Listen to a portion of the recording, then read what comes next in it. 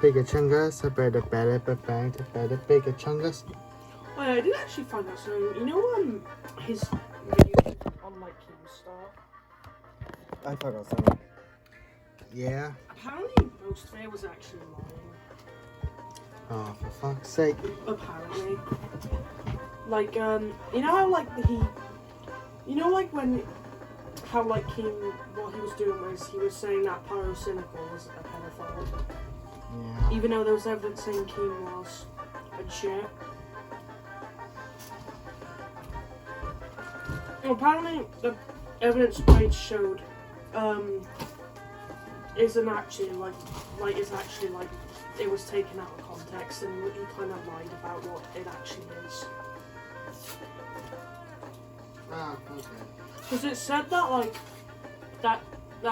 Keem, like, told some, like, 15-year-old to, like, get, like, naked on something. But it turns out that the person was actually 19, and also, Keem didn't even ask her to do that, and she was also one of his moderators on his stream. So in that situation, Keem didn't actually do anything wrong. I think Raid might have just not known that, though. Still a bit fucking weird, though. I mean, yeah, it is weird, but it's not, like, pedophile weird. But, like, people think Raid did it on purpose. But honestly, I don't. Oh, I don't fucking know. It's so funny though, because it's like an old video of Biggs from like YouTube drama. And one thing he said is you should never trust any YouTuber because they're all probably full of shit anyway. And he said, like, you should be able to take criticism if your favourite YouTuber gets exposed as a cunt. And you should probably just expect it. Yeah. But the great honestly, one of the more real YouTubers who think, I don't really think he fucking cares and just says whatever he thinks. Well, yeah. Just like spinning on fun and twisted. That's why I liked him though. Because he felt really genuine and he also had an old funny charm to him. So she uploaded me. Oh, it makes sense that Hillary Clinton's here. I'm Hillary Clinton. Yeah. This is her time. This is what she would have made America into. Indeed, it's Not that bad.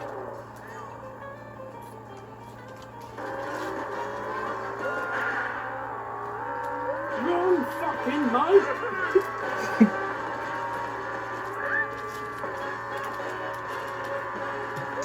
Good sake. Oh. Grades actually is hated as well. I don't even know. I mean, I didn't know him when he was like actually like popular. Like back in 2016 when all that shit was kicking off.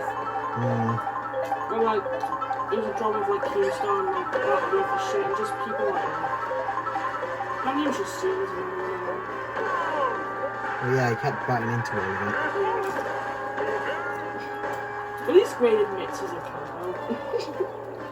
Yeah. He did say in the video he knows he's a cunt, but he didn't care.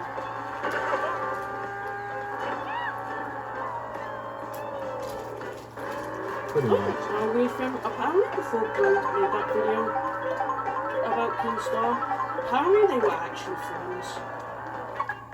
And, like, it was a bit weird. But clearly what it was is they were, but Grade, like, just started hating them, so... I'm just going to make a video on it anyway. Yeah, because there's a lot of money to be found.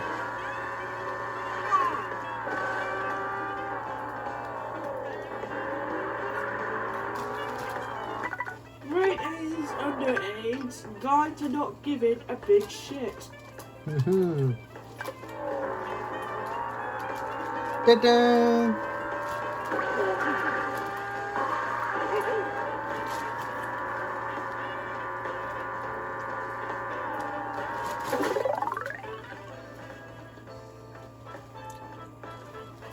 Me in position, twat.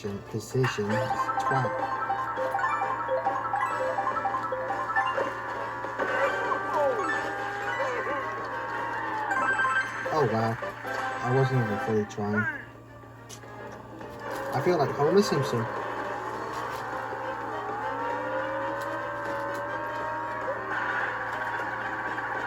I had this shit for every day of my life, and what I have to show for it.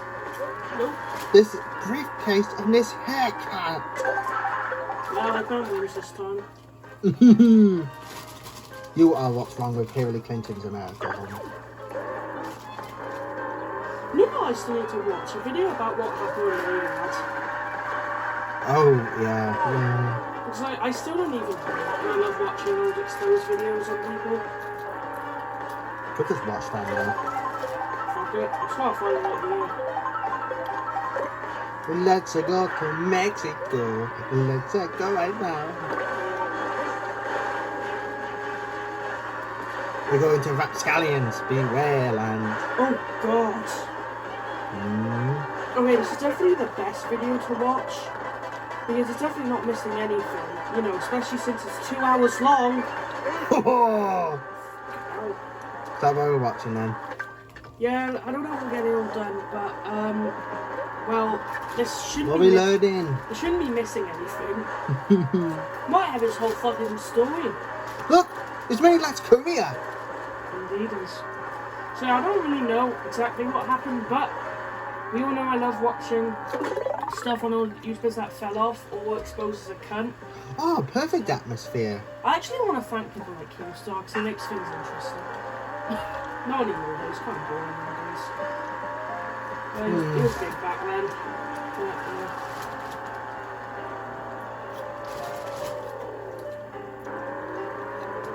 damn, it's so funny now how like everyone wanted Keem gone, but it's kind of boring now.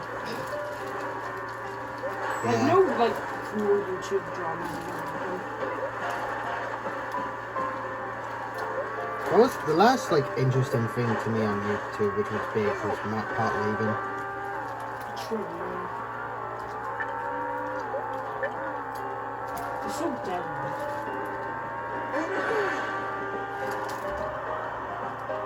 Like, it's all become monotonous and shit. Man. So, the right opinion, this the YouTube channel's name.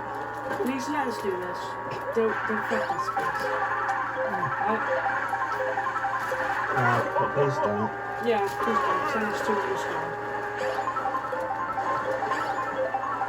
But, yeah. What the fuck? Look! A train and power-ups.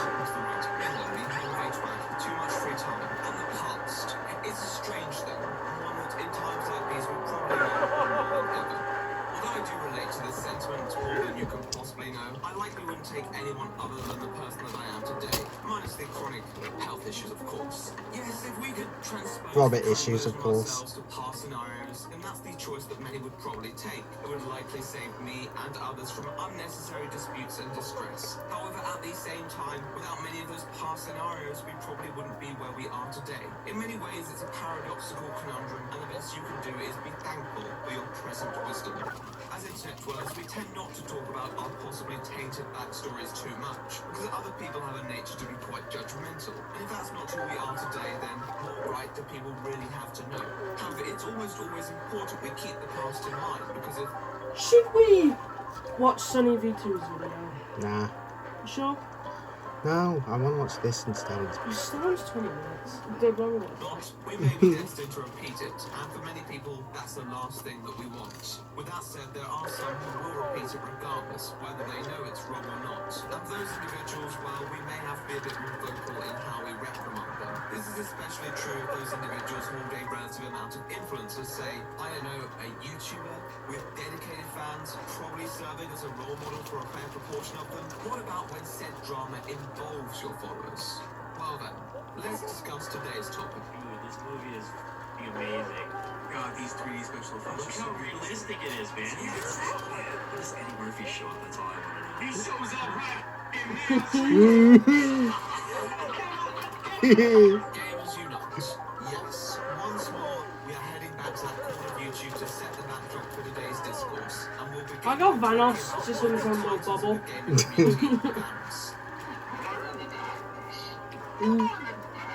Wait, Smanlan! Like, if Vanos gets in drama, it's like between his own friends. Yeah. It's never like some other fucker. Even if he has like 25 million subs. Because he's smart enough not to get involved with others. I mean, a gaming channel isn't likely to. Like, they're less. Like, the one that's likely to is commentary channels, you know? The Yeah. ones that discuss it. That's when you're gonna The internet or J. Jonah Jameson's. It's like, I've been starting to watch Moist Critical a lot more. Hmm. Because he's like the only active one now, I swear. You know what I mean? There's like no other one. There's also some ordinary gamer. But again, Which is nothing's basically the really same happening thing. right now, so. I feel like the last like biggest scandal was like the fucking Mr. Beast Chris Tyson thing. Oh yeah. I don't really know what's happened since, but that was pretty big. And also pretty bad. Yeah.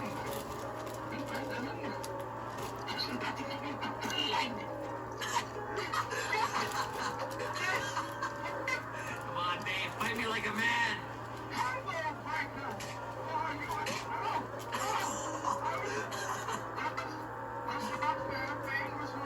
Also known as Vanos Gaming, is a creator who posts montage See, his face is so weird though. playing a variety of video games. On paper, it sounds fairly unexceptional, but the editing and interplay between Fong and his comrades has garnered widespread attention from viewers, establishing his channel as a cornerstone in the YouTube gaming subculture that has flourished in the past decade.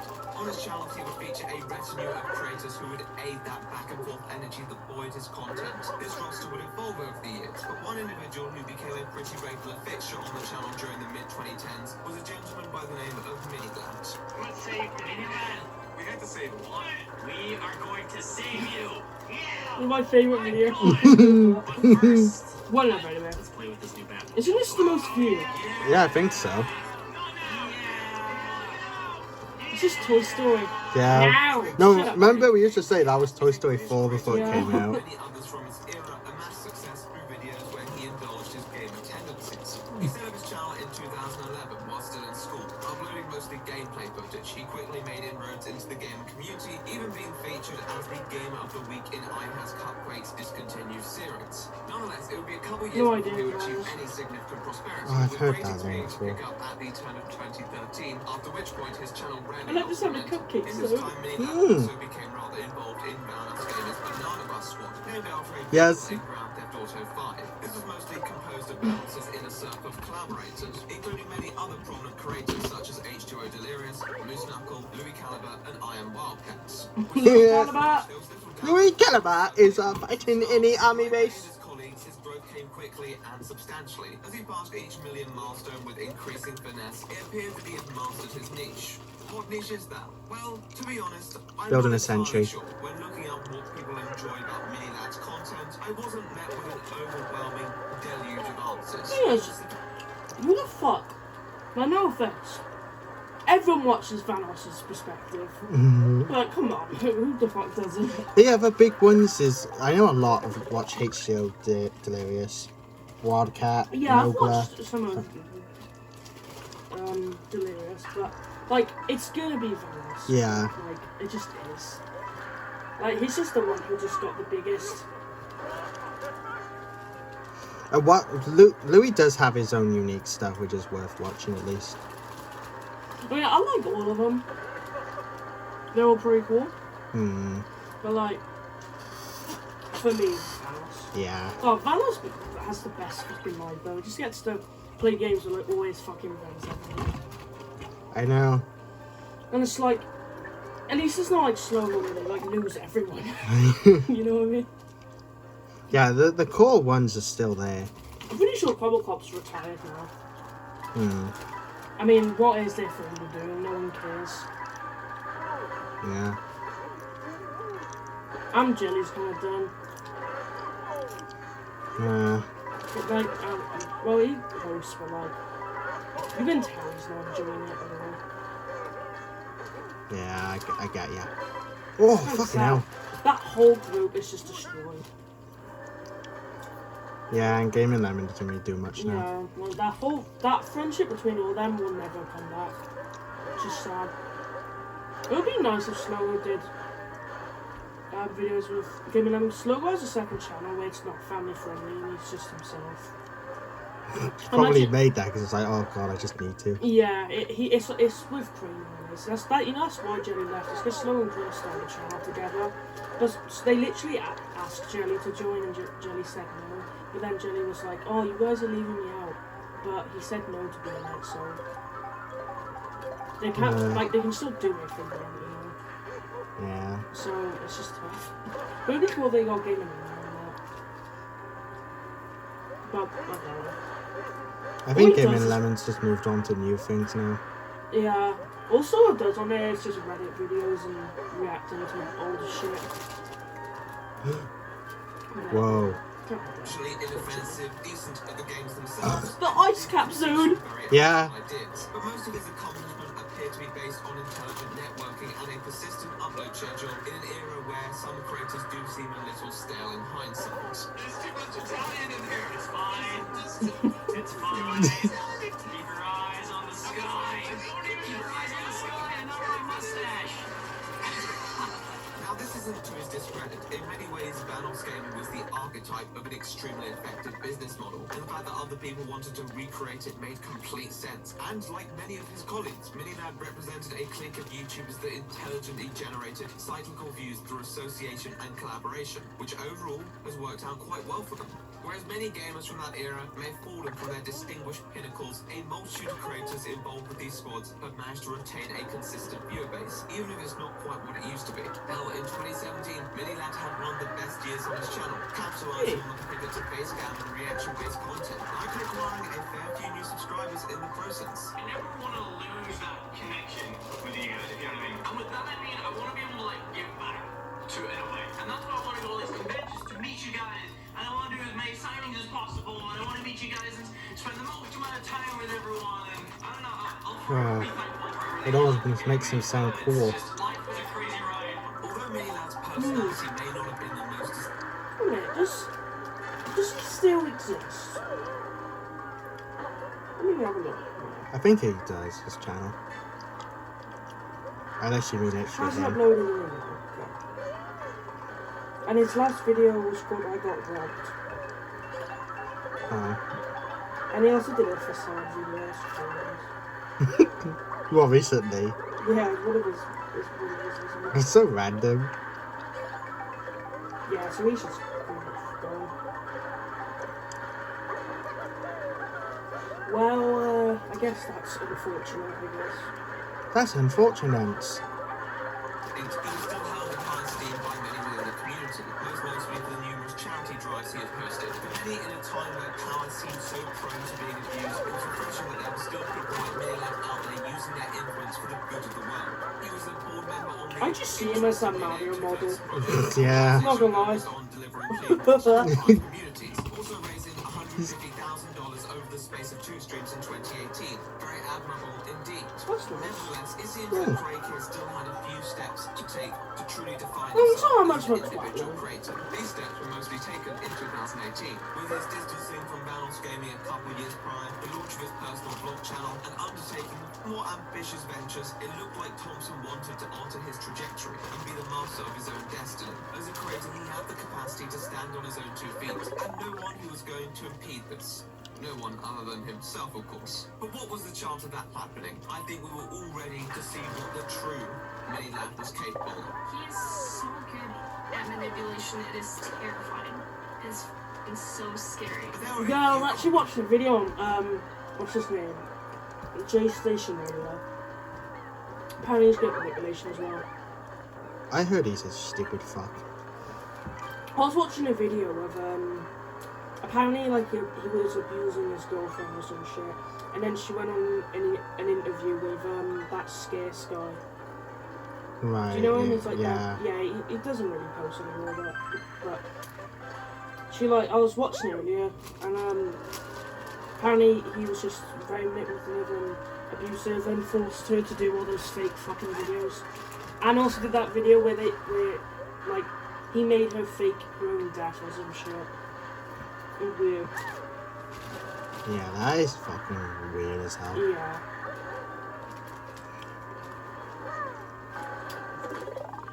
Wait, is that the same guy who did that? I can't remember. Oh, so many people were the exact fucking same. I always forget. But like, I think it was him, but he also did a thing where he made the internet think he made out with his own fucking sister. What? So fucking... Sweet Home Alabama? Oh, it actually was a sister, but it's so weird. Like, why would you want people to fucking think that? Fucking nonsense. I don't know if that was him or not. Right. I know Daz reacted to it, like, years ago. Fucking weird. I'm not gonna actually watch that fucking video. I'm only watching it if a huge man like spots it. But yeah, he's fucking weird. Weird guy. What one may have hoped to be a new beginning gradually manifested into a spiral back down one's past. One that may not even be worthy of escape. So, my friends, I invite you to join me on a voyage which has many uncomfortable yet unnecessary steps, and I think we need to begin this endeavor as soon Finally as we got can. started. Let us go. That ads are gonna be unbelievably shit. They always are.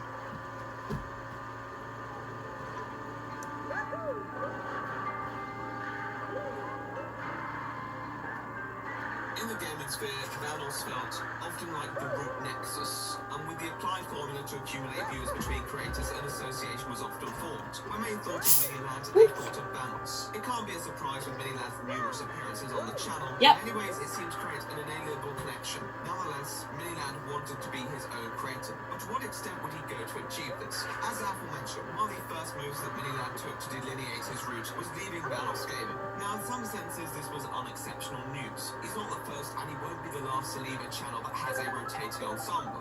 He stopped appearing in their videos regularly around the turn of 2016, but still appeared friendly with many of their members, even releasing videos with them throughout the following year. It was generally accepted at the time he had left for reasons that were related to how he viewed himself in regards to the channel. He had spoken about this on Twitter previously and seemed insecure on how some people perceived him as Vanos' friend rather than his own person. Oh, right. Well, I don't know, stand up then, I'm fucking right. Well, yeah, that is what he tried to do. You know, until all that went to shit. He definitely did find a way to stand out, though, I guess. It's true, like, with a YouTube group, it can't be like one's the main one and the rest are just following. But I don't think Vanos is like that. No, like, you still know, like, everyone. Yeah, and also, like, if it was just Vanos, it wouldn't be as big. Yeah. Everyone adds something to the group. The rising tide raises all ships. Well, I think it was Delirious who really fucking helped. Yeah. And like Nogla helped, I think Wildcat did, I think Louis Caliber did. I think fucking all of them did, to be honest. Yeah, really. But alright then. I wonder how it all started. I imagine it was just friends in the fucking school just wanted to do it. Oh, I do remember with some of them, Vanos was specifically looking for other smaller YouTubers who was just starting out. Oh, right. Yeah, that could also happen. Yes. I think some were already friends he knew, some were friends with other people he met, and yeah. Vanos is kind of lucky though that luck made him the main one. Like, that was just popularity that made that happen. Yeah, it just happens. Yeah, like it could have very easily have been like H2O as the main one. Yeah. I think it comes down to Vanos' editing was just better. Well, it was more, people would have. It was just more watchable. I think Delirious is like the biggest YouTuber who hasn't shown his face. Yeah. That was Dream, but he showed his face, so. Yeah. And we all know how that went. Everyone made fun of him. I reckon he shouldn't have done it though, because it kind of like no one cared anymore. Like that's kind of the whole. Oopsies. Better be on touch quickly then. Yeah, Delirious better not ever do it. I actually never want him to. It's no saying because Dream fucked up. He should have done that. He should have just kept trying. So dumb idea.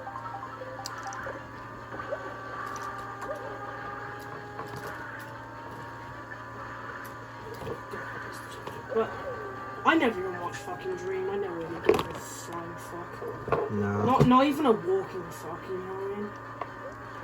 All I knew was just some Minecraft guy who speedruns. Yeah, and cheats them. And for some reason got so many fucking views. Which I don't get anymore. Yeah, I never understood it, but whatever. I can tell I'm just out of touch now, but I don't really care. Well, I like the Minecraft community, most of them are cool. And most of them are actually like, nice and shit. Obviously, the Go Techno Blades from that as well. Yeah. But I can't believe that was so long ago. That was like nearly 3 years. Already. Yeah. My channel's still consistent though. His dad uploads on there. Right, how does that work?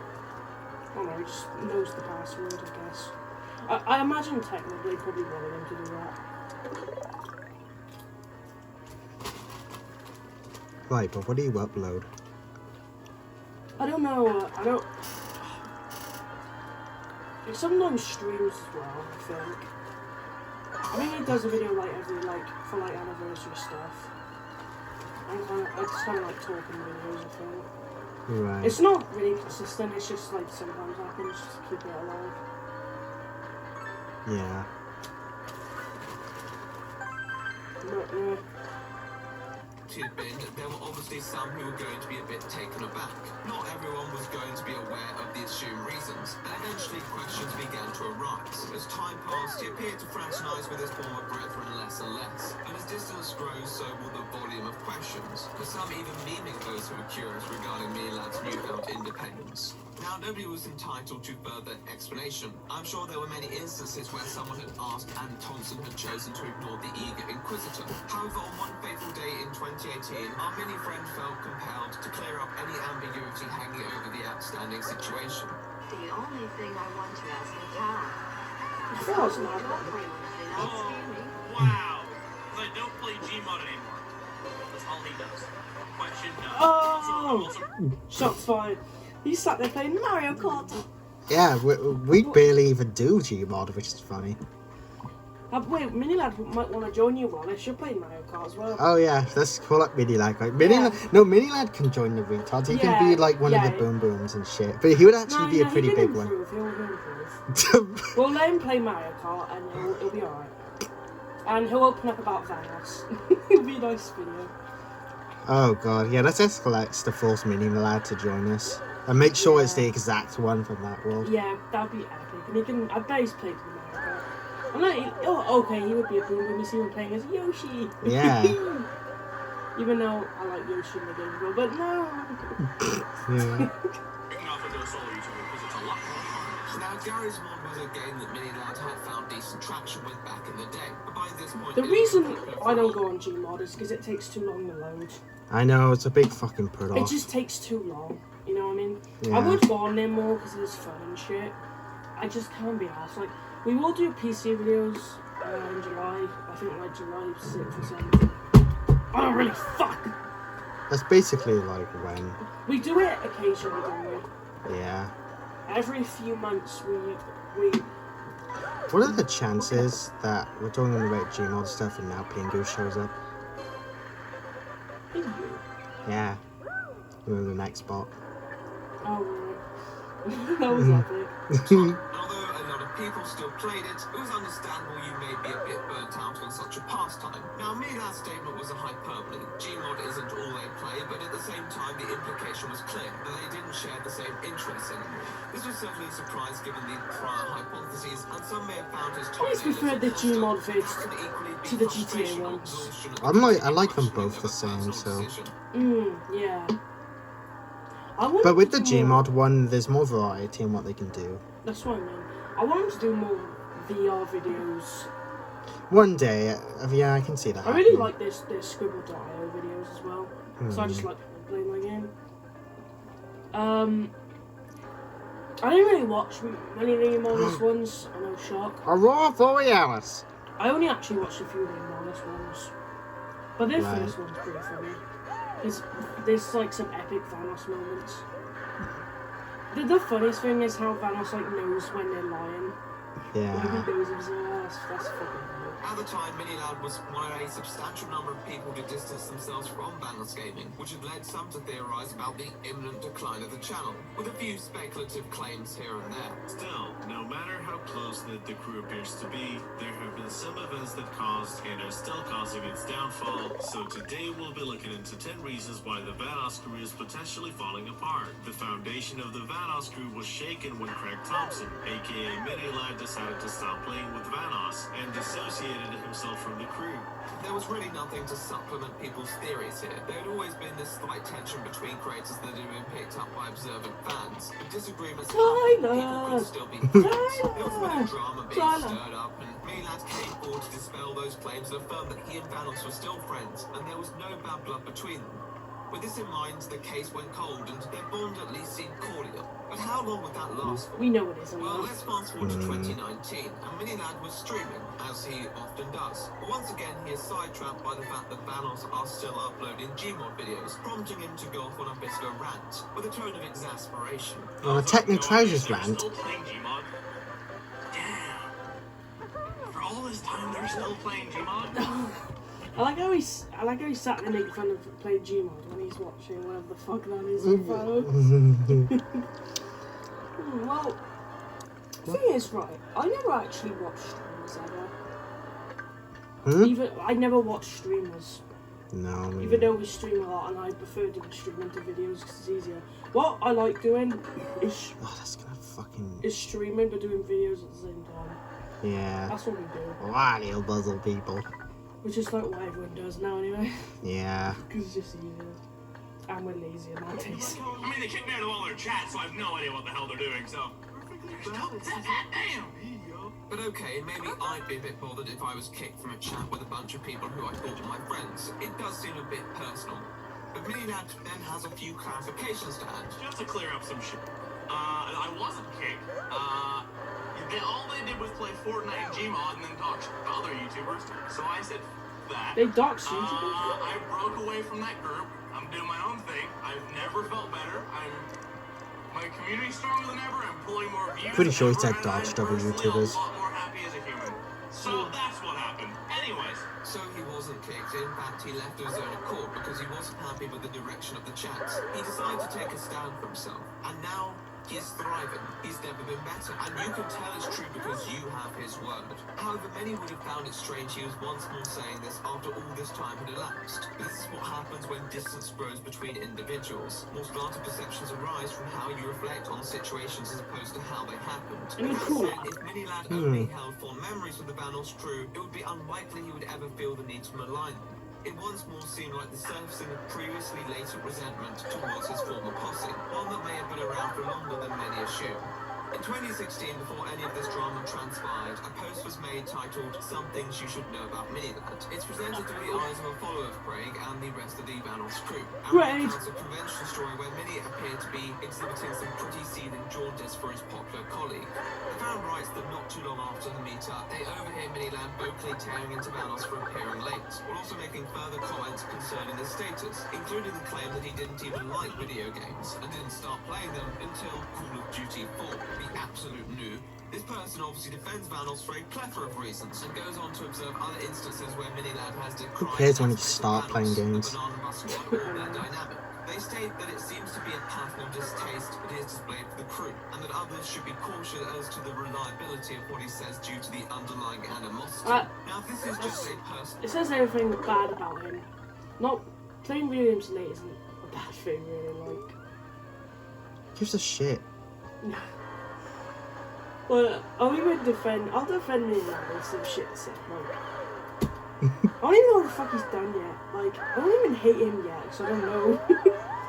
Like, from what I can tell right now, he just didn't enjoy the videos or some shit. But something personal might have happened, probably. You can kind of tell by the little things and him saying everything's fine, but it never fucking is. It just isn't. Just wait. The same shit. Just wait for things to go fucking mental. I know, so. Account. However, it is aged rather well due to details we'll discuss in a bit, so I doubt it was written with the intent to mislead, and it would explain past or present behaviour pretty accurately. So let's bring it back to 2019, and Mini's newfound groove in doing better than ever has clearly made him more outspoken. That poor man's never gonna know. Poor bastard.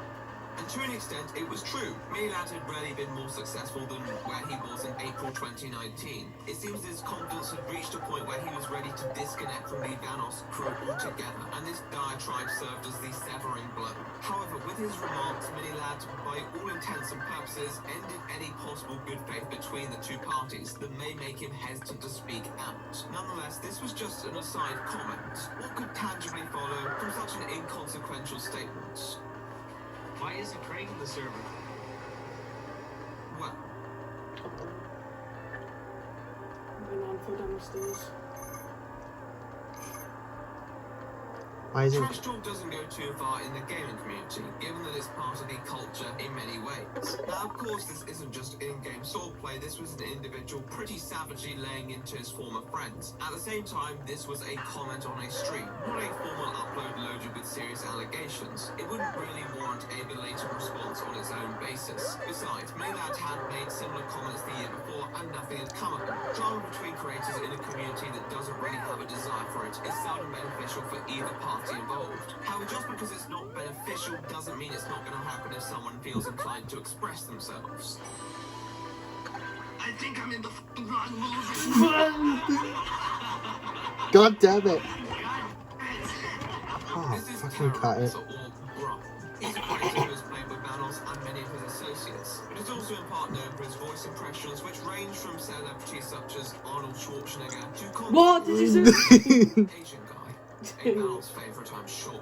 But I digress. He had previously collaborated with MINI LADD on videos, appearing to be on friendly terms with Craig up until 2018, when, like many others associated with Vanos, he stopped appearing on the MINI LADD channel. Now, MINI LADD wasn't the only individual questioned over the ostensible disintegration of the You know what I want relationship to happen? I between want a two retards exposed video to come out where they go back and find the N-word shit and say we're racist. That's what I want to happen. That'd be so cool. Oh god.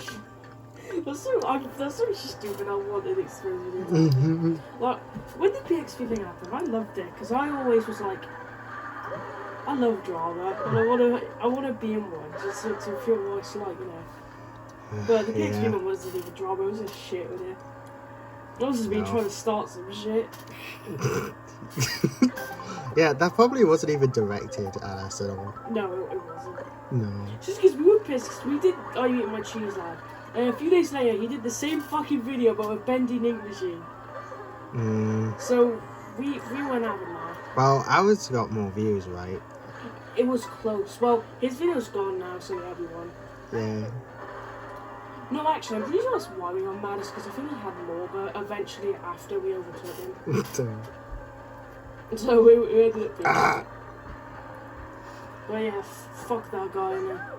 Yeah. What's gonna happen next is I'm gonna fight him. That's what's gonna happen. That's the one thing we haven't done yet. We need to fight. Probably like owns a store or something now or builds cars. Whoa. But until June, he had been the only person to really speak about it in a passionate way. As noted, many creators involved with Vanos strike one as rather drama-averse. This is not the first time conflicts has arisen between one of their colleagues. I'm sure it won't be the last, but few had sought to leave their input up until that point, likely knowing the risk of unnecessary quarrels. Someone like Vanos, known to be quite withdrawn from public life, would certainly not be compelled to defend himself. However, in one June stream, facing questions once again from eager fans, Terrorizer made the decision that actually he wasn't going to hold back his feelings any longer. Why isn't Craig in the server? Because he doesn't play with us anymore. He went off and left us and then started bad-mouthing us. So he doesn't play with us anymore. You can't have it every way. So we play with people who have not left our chat. Wait, We who's have a Craig? chat. Is that? Yeah, that's MINI LADD. Oh, okay. It's that big He sword. left So us. that I He guess. doesn't want to play with us. That's a question for him, not us. Now, his comments don't exactly contradict those by MINI LADD. However, his tone What the and fuck phrasing did I demonstrate mix a Terrorizer and MINI LADD up? They don't sound the same. I don't know. One of them has a cool voice, the other has an annoying one. Like, what the Yeah, fuck? Terrorizer can change his voice to cool impressions Yeah, I as look well. at his accent, it's funny. disdain for what many had reported in his stream. They don't even look However, the as I'm same. sure he was aware, such a comment would not quell many supporters' angst, but would almost certainly lead to more Fuck. questions than answers. Given the now noticeable tension between between the two, people's curiosity persisted, and in August 2019, when asked again, Terrorizer resolved to elaborate on his previously switch expressed controller on sentiments. the However, floor. it didn't appear to be any Ah, more crud. affectionate. Why not invite Minnie? I'll tell you why. He doesn't play with us. He left. And then he decided on stream to badmouth myself and my friends. Well, mainly just my friends. I didn't appreciate that. So, I don't play with the guy lately. Because he's going on his meme streams talking shit about us. It's not cool. So now he's an annual bye-bye. In spite of this, however, it seems that Terrorizer didn't want to talk Good about it answer. much further. The fact that he didn't want to stoop to Get his Krat's arse level. started. I think he said something in relation about our girlfriends, which I think is a bit of a cop-out. Did he? Fuck. See, now that's too far. Yeah. Shut the fuck up, Chungus. What? What do you mean? You're such a...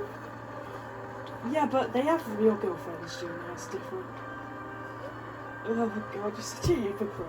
Well, you know what, Junior? We all are in our own ways, aren't we? Alright? Alright. Well, there's another reoccurrence. But you should never talk about anyone's girlfriend. Well, if they're real, you know. So that's too far. You don't do that. Yeah, that's too much cool. Yeah, it's too much. Shouldn't be doing that. Look, who is it's Walt and Jesse? They're cooking. Why is there a fucking nuke on the way? Oh, okay. Well, I don't like it's not a fair conversation to have when another person's not here. You know, you guys come to me, I can give you very biased opinion and stuff, but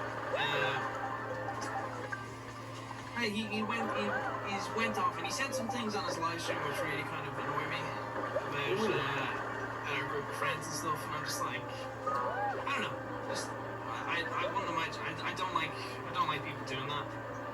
He said some stuff, and Very mature I don't want response. to resort to start saying stuff in my live stream about stuff. Yeah. So, with respect to you guys, I'm not going to do that. That's a fucking W, actually. Hmm. No. Fair enough. Yeah, I don't really go into it, man, honestly. It's no disrespect to you guys, but it's none of your business. Now, honestly, I do not know what level I None of your class Gray's concern. comments as. They're nothing too defamatory. But I suppose as the person who made allegations about the nature of Banos and friends, there was still a bar set. And at that point, Terrorizer hadn't really done anything other than present his own version of events, and chose not to take it further, which is fair enough. But unfortunately, Mini Ladd had other plans. Yes, on August the 29th of 2019, Craig released a statement to Twitter with the intent to clear the air. However, this post doesn't exactly tell the story that we've seen so far. He starts off by announcing the intent of this post, that being to address the rumours that he hates everyone he used to play with. But quickly turns his attention to the visible friction between him and Terrorizer. Craig explains that this was in part because at the 2018 E3 convention, Brian made disparaging remarks regarding Mini's mental health, and then reinforced his comments in spite of Mini Ladd's discernible anguish. Since he had not apologised, Mini Ladd no longer considered them on friendly terms. However, Craig goes one step further, alleging that Terrorizer had been disseminating misinformation on his streams about how Mini Ladd was now at odds with much of the Banos fleet. He rebukes this and provides anecdotal evidence which contradicts this narrative, and affirms that he is still affable with Evan and many others who are active on his channel. Although Mini is unhappy at having to publish his thoughts on the matter, he knows that people will be better off for being aware of this, and still wishes the best for Brian on his endeavours. With this, he signs off. A testament to Mini's class and maturity. I'm sure Yes, we can all that's what I agree. said. But wait, wasn't there something we missed? All they did was play Fortnite and Gmod and then talk shit about other YouTubers, so I said that. Ah, yes. Mini Ladd omitted some pretty essential details which are necessary to understanding how the situation precipitated. That being, he was the person who chastised Banos in his own streams, with his comments implying that they were at best elitist and at worst rather petty. For him to suddenly frame Brian as the instigator as if he had attacked Mini unprovoked is dishonest and pretty slimy on his behalf, particularly given how it could have affected Terrorizer's friendships with the Banos circle. I also found it interesting how Mini Ladd was more comfortable referring to Banos as a collective now that he was no longer part of the channel. Minor observations aside, why would he frame it in such a way? Now, of course, the obvious answer would be to shield his image. However, as a seasoned creator, he must have been aware of the ramifications when people found out that he had twisted much of the information, right? Well, not entirely, because at the time there wasn't really much of a clear record of what had been said, and MINI LADD could have easily just passed the responsibility of rumours onto viewers who presented him with a one-sided portrait.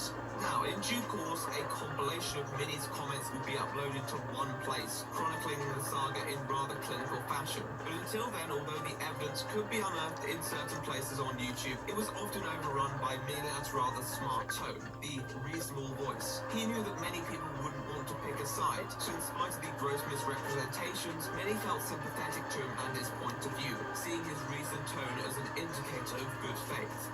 On top of this, many felt that his reasons for distancing himself from Terrorizer were valid. After all, it's just not right that someone would make such comments about mental adversity pertaining to another person's life. And as a long-term advocate for mental health, it was understandable that Mini would take offence to that, especially if Brian hadn't subsequently budged on his position.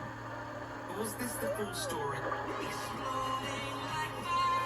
Hi, it's Ed Sheeran. Check out my new song, Fuck off, you ginger. You know, that's bullshit. Imagine if we get copyrighted by that now when it was a fucking ad. Fuck you, Ed. You better not fucking copy strike us, because we are fucking ads. Ed Sheeran wants to join the VTOGs. Fucking hell. I'm gonna make a song of him with my beautiful lyricism. And I'll write his part for him. Big Chungus is collabing with Ed Sheeran. What the that was not on my 2025 bingo card. Yeah, we're gonna make a song about ginger bunnies. Yeah. That's the best you can fucking come up with. Well, he's ginger and I'm a bunny rabbit. That's the reason I don't fucking know. Riddle gets fucking... Oh. If tomorrow morning we find out he like died or something, I'm blaming you. Oh,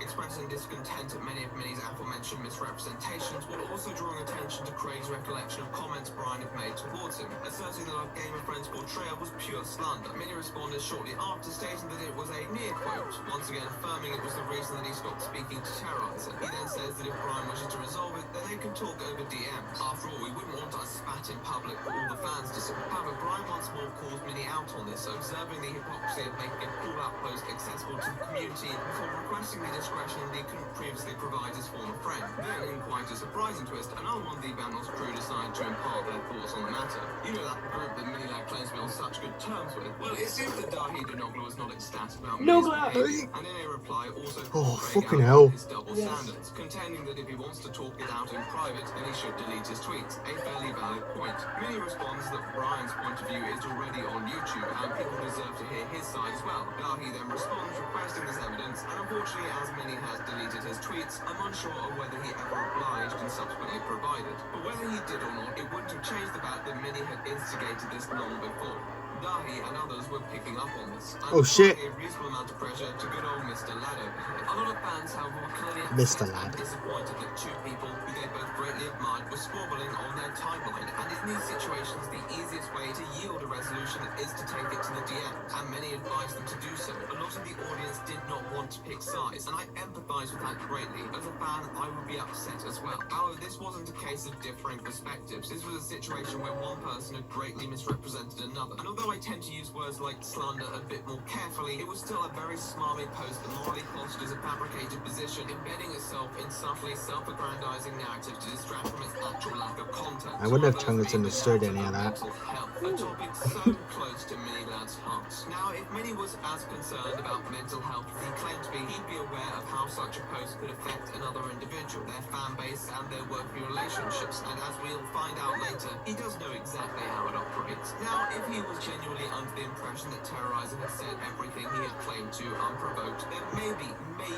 it would have justified a response. It is very hard to circumvent the fact that Mini started this well before, and there was no way he could not have been aware of that. Terrorizer was clearly upset at these claims and subsequently published a very comprehensive tweet longer, responding to Craig's initial assertions. So the post explains his position in a way that we would expect it to, framing his comments as a reaction to Mini's in-stream over to dicta. This is all fair entirely unextraordinary. We know what transpired here. However, one question mark still lingered over the nature of their run-in at the convention the year before. The one where MINI LADD alleges that Brian had made rather deprecating comments towards his mental state. Terrorizer wholeheartedly repudiates this though, not just rejecting the idea that he had hectored Craig, but recalling the times that he had supported MINI in his mental hardship. He expands on why he hadn't responded to MINI's messages, regarding them as mostly inconsiderate attempts to elicit an apology. He talks about the quote, MINI's subsequent backtracking and the hypocrisy of Craig's expectation of private resolution after making it public himself. Stuff we've also discussed, but having Terrorizer's testimony backed up with the corresponding evidence only further entrenched the idea that MINI LADD had purposely distorted the circumstances surrounding their ongoing conflict. However, on top of this, it implicated MINI as not merely insensitive to much of what he claimed to hold dear, but as weaponizing it in an attempt to damage the reputation of someone he had bad blood with. It was rather tasteless behavior, and whether his fans were on his side or not, he had likely shot himself in the foot with many of his colleagues and collaborators who would evaluate the happenings with a more critical eye. The whole situation is kind of sad, to be honest, and Terrorizer himself was clearly troubled by the disputes. I'm just trying to,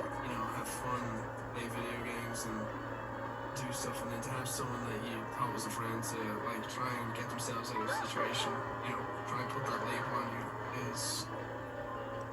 MINI would later claim the drama had been patched up in another video. I got to finally meet up with Brian, we're figuring things out. Why's this motherfucker got, 4 giraffes in his fucking room? What the? He's been to Faraway Oasis recently, okay? I know so much shit's been happening, and my first thing I say is, why is the giraffe? I'm lost. I'm just like, what the fuck? What? Yeah, because you understood everything perfectly fine, but now there's giraffes everywhere. Yeah, You're like, what the fuck? Wait, what? That's the thing that confuses me. Why is there giraffes? Why? Went to Cocktail's little place. Yeah. I was able to got some fucking giraffes for some reason. You went to Cocktail Land. Yes, we love Cocktail. No, we talked backstage at Evan's show, and we shook hands, and we're gonna work on it. So, I miss the dude, and it's good to see things coming together. However, Brian denied this and stated that he felt Craig had made these comments to appease audience members who may feel uneasy about the incident. I know he made a video saying we're patching things up, which is not true. I feel like he says things in order to kind of get flack off his back. Hence why He is a bit of an asshole, Grade.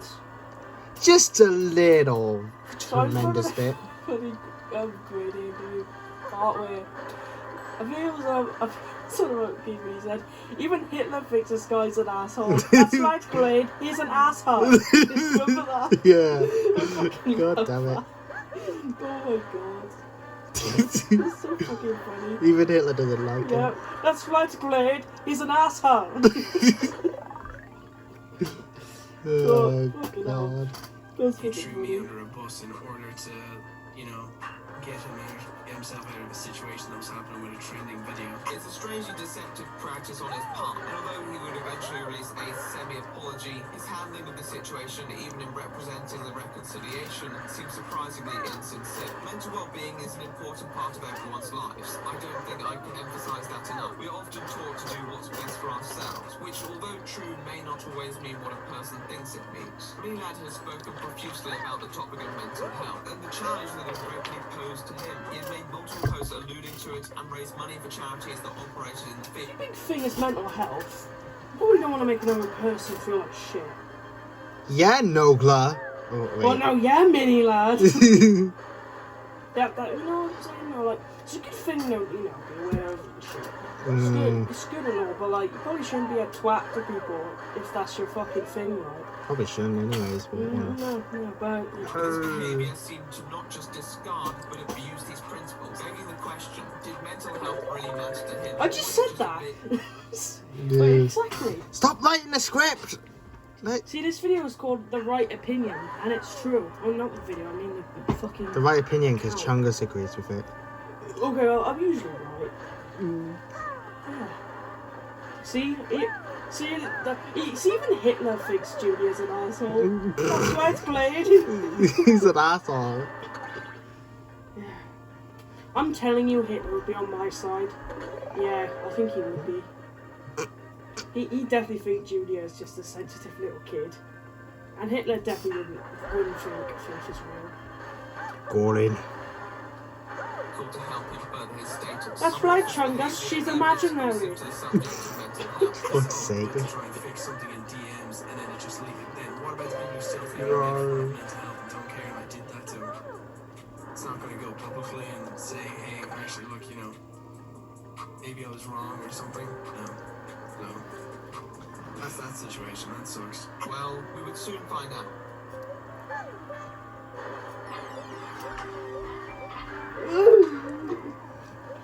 Oh, dude, next time I have KFC, I'm gonna watch The Virgin Game. Oh yes, definitely not yes. associated to any Netflix property. Yeah, I haven't watched that video for like a year. And I also haven't had KFC whilst watching it in a while. Yeah, that's wrong. Yeah. The Virgin Games. Yes. That's what it is. I don't know why that video's so epic to watch whilst eating KFC. I don't know why. Because it's so unique and different and funny as fuck, so. And then if you have cooked food, you have to watch the Vanos Gaming train, you know, the airport one. Yeah. You have to watch that. Or Airport. with I'm pretty sure it McDonald's. was a train station. Great. Yeah, I think it was. You can have watched that with cooked food at McDonald's, so it doesn't matter. Yeah. But, yeah. No, that's why. One or the other. Yeah, I don't know. But if you're watching the Virgin Games video, it has to be KFC. Yeah. Has to be it. Otherwise you're a cunt. That's what I play. He's a cunt. But you wouldn't be blamed if you'd been left with a slightly sour taste in your mouth from what we just I discussed. bet Hitler would like Vanos Gaming and KFC. Yeah. Oh crap. I should have said that. That's like Chungus. I like my chocolate. Hitler wants to join the retards. Fucking hell, we got Mini Lad, Ed Sheeran, and Hitler joining the retards. Those are the 3 new ones for Cracking Smash Tournament. We'll have Ed Sheeran, we're gonna have Mini Lad, and Adolf Hitler himself. Wow, what a fucking collection. Imagine in another universe you click on ransom and those are the 3 people. Oh my god, yes, that'd be amazing. We're gonna hold tag for ransom. And Oh my god. we want $9 million. Oh my god. That's fucking amazing. Oh, that's fucking stupid though. And in 2 days, if you don't get this Tad guy back, he'll go into my gas chamber.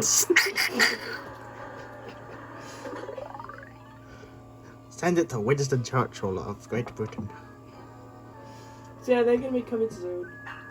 Send it to Nazi Command. So when they say if you could have dinner with like 5 people. Oh yeah, do that.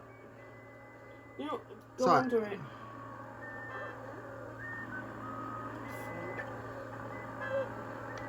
Guys, I don't want to alarm you, but there's a fucking extraterrestrial invader in the sky, and it's about to heat ray this entire lovely snowy town. Well, you know, I say if you could have a dinner with 5 people, dead or alive. Yeah. I'm gonna have Hitler and fucking Ed Sheeran and fucking Mini Lad. That's fine. This is so fucking stupid though. No, it's not. You have to wait for it to abduct you. Alright then. Just stay there.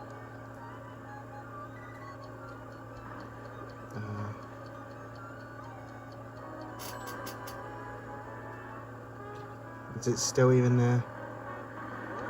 Quick, go. Oh!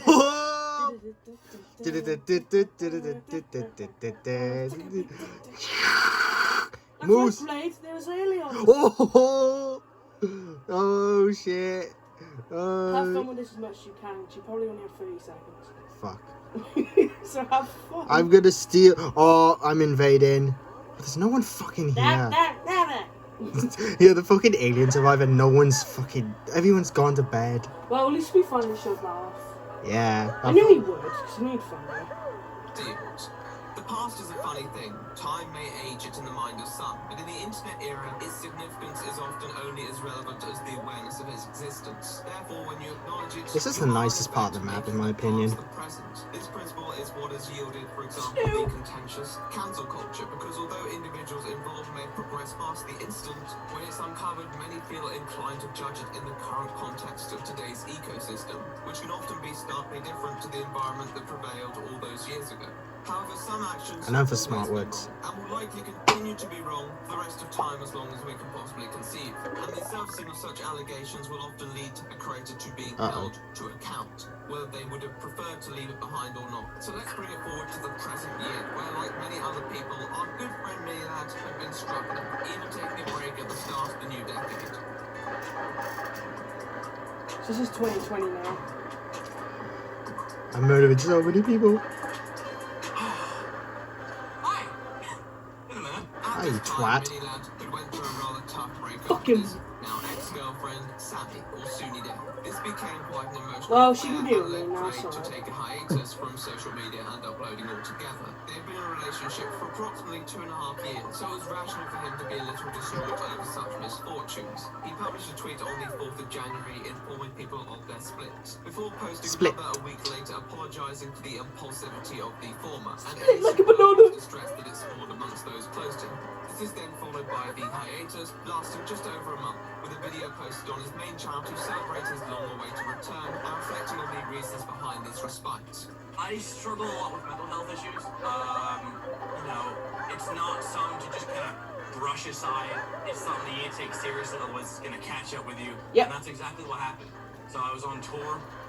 I was rushing videos out. I was just putting up anything I could. I wasn't proud of the videos I was putting up. I was just, take this! Yeah! And then I came back from tour, and then Sammy and I broke up. In the video, he talks Fuck a lot off, about you the twat. developments in the previous months, the most notable being the separation, which he presents as difficult but amiable. He also takes the time to clarify some of the uncertainty surrounding the circumstances of the breakup. Not that the audiences were entitled to know, but it seemed to be a better option than letting people draw their own less lenient conclusions, and perhaps voicing them as well. I'm not gonna get into too much. Sammy has the dogs. A lot of people were like, oh, give Craig the dogs back. It was a mutual decision for Sammy to take the dogs, so please don't bug her about it anymore. Are we still friends? Yeah. You know, it was a clean breakup. Let's be real, they're not. No. You can't just talk after something like that. Like, they always say that, like, oh yeah, We're still friends. We definitely don't hate each other. yeah, like, I remember, like, it's just literally exactly the video like Cover Caught me before. It's just, I know you could just tell. But I don't know how the fuck Cover Caught Paul really fucking had, by the way. He got fucking lucky. Yeah, well, it lasted. Yeah, that's like 2 years. Ugh. Like, Like Rod, sweet Lucinda. No! As long as these were details She's that the imaginary as pair well. were happy with Fuck off. divulging, then as uploads go, it was a mature, informative piece which handled these Well, your sensitivities love of was its definitely subject with care imaginary, and Eggman. diplomacy. Shut And up. many paid him the That's dues not for me. such conduct with courage, while respecting his will to share as much as he felt comfortable sharing. This was I the did right love time her. to clear the air. No, you I'm didn't. excited for this year. I can't tell you. I can't. But just trust me, this year's gonna be amazing. Over the following months, MINI returned to his regular upload schedule, No, releasing the 2020 quality wasn't content that amazing. quenched his audience's desires. However, there was trouble on the horizon.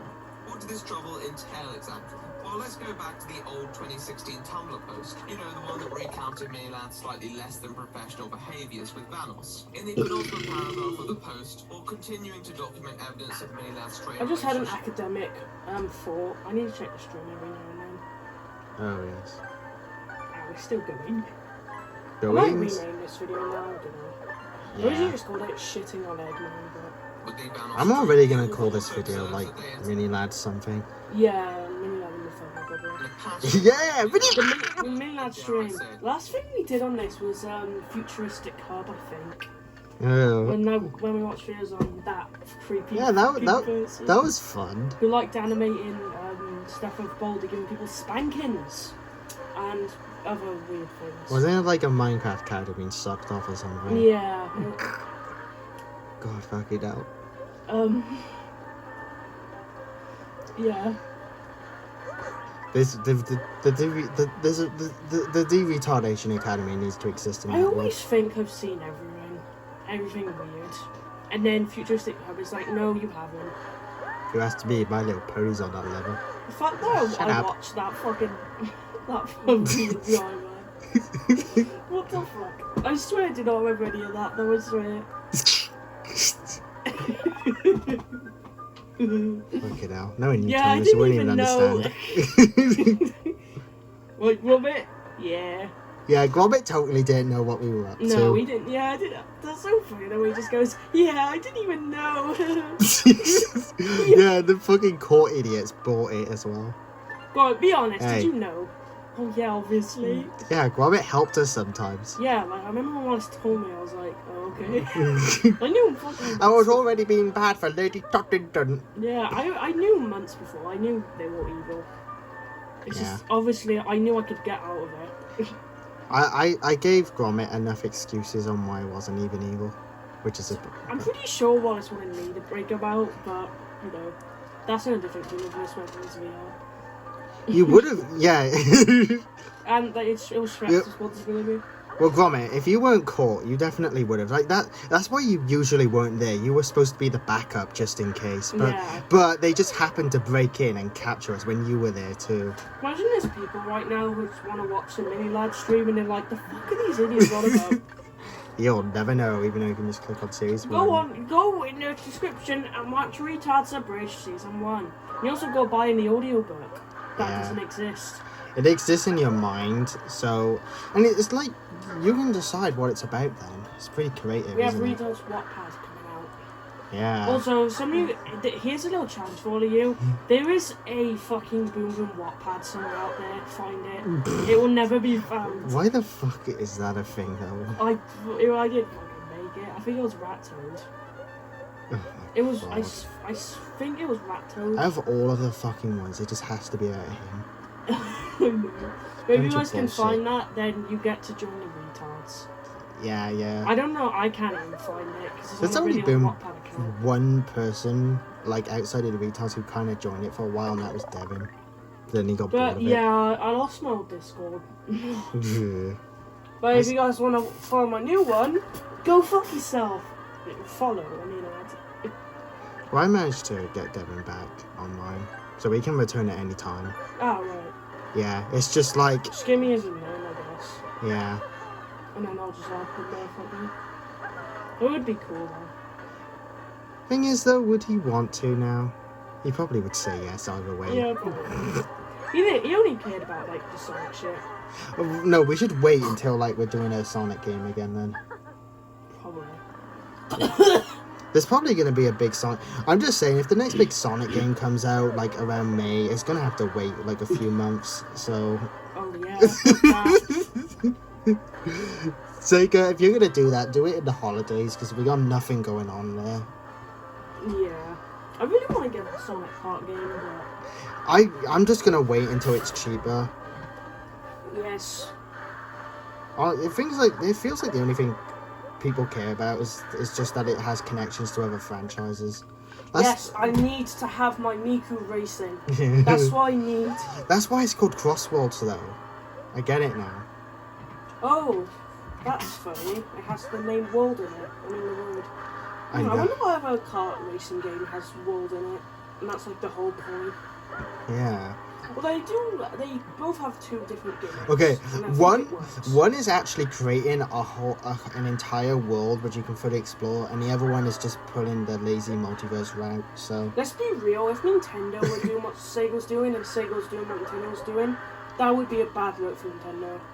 yeah, Because we all know no one, well, at least we don't like having other characters in Mario Kart. I like Sonic how needs that though. I like how Sonic did the whole big 3D world map first before Mario, but the Mario one ends up being a billion times better. Because the Sonic one was fucking boring. I only finished Frontiers because we were doing Retards Gaming at the same time. That's the only reason. I would never replay that game again. Like, I'm sorry, but Frontiers is fucking boring. Damn. Like, I- hear this, Sega fans? It doesn't help that I do like the Generations type levels, but I would just rather play Generations, you know? Like, Yeah. so, in my opinion, Frontiers was a dud. That was a fail.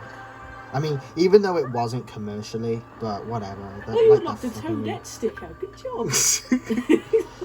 Great, can I return this? What we need is more band construction. Yeah, we still haven't found that. I was No, come on, expecting Morgan. I was expecting it to be like something in the map. in the city or something. It is, Oh, okay. I think. Well, It fucking has to be. chances are No, I'm it still is. missing a I lot, swear, even though I've seen it has it. to be in like Toad's Factory or one of the cities. Yeah, probably swear. Crown City.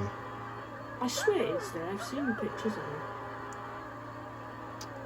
Like, Roy has his own fucking God. building, the bastard. My mouth is so dry, I need a drink pronto. So, I got his cock in it. you just keep yapping away, and I'll quickly be back. My name is Big Chungus, and this is my boyfriend Bowser Jr.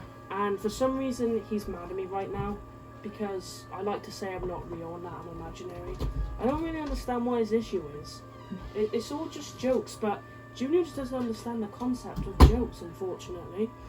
But yeah. Another weird thing is, I think he's still on his period, even though it's been over 2 weeks now.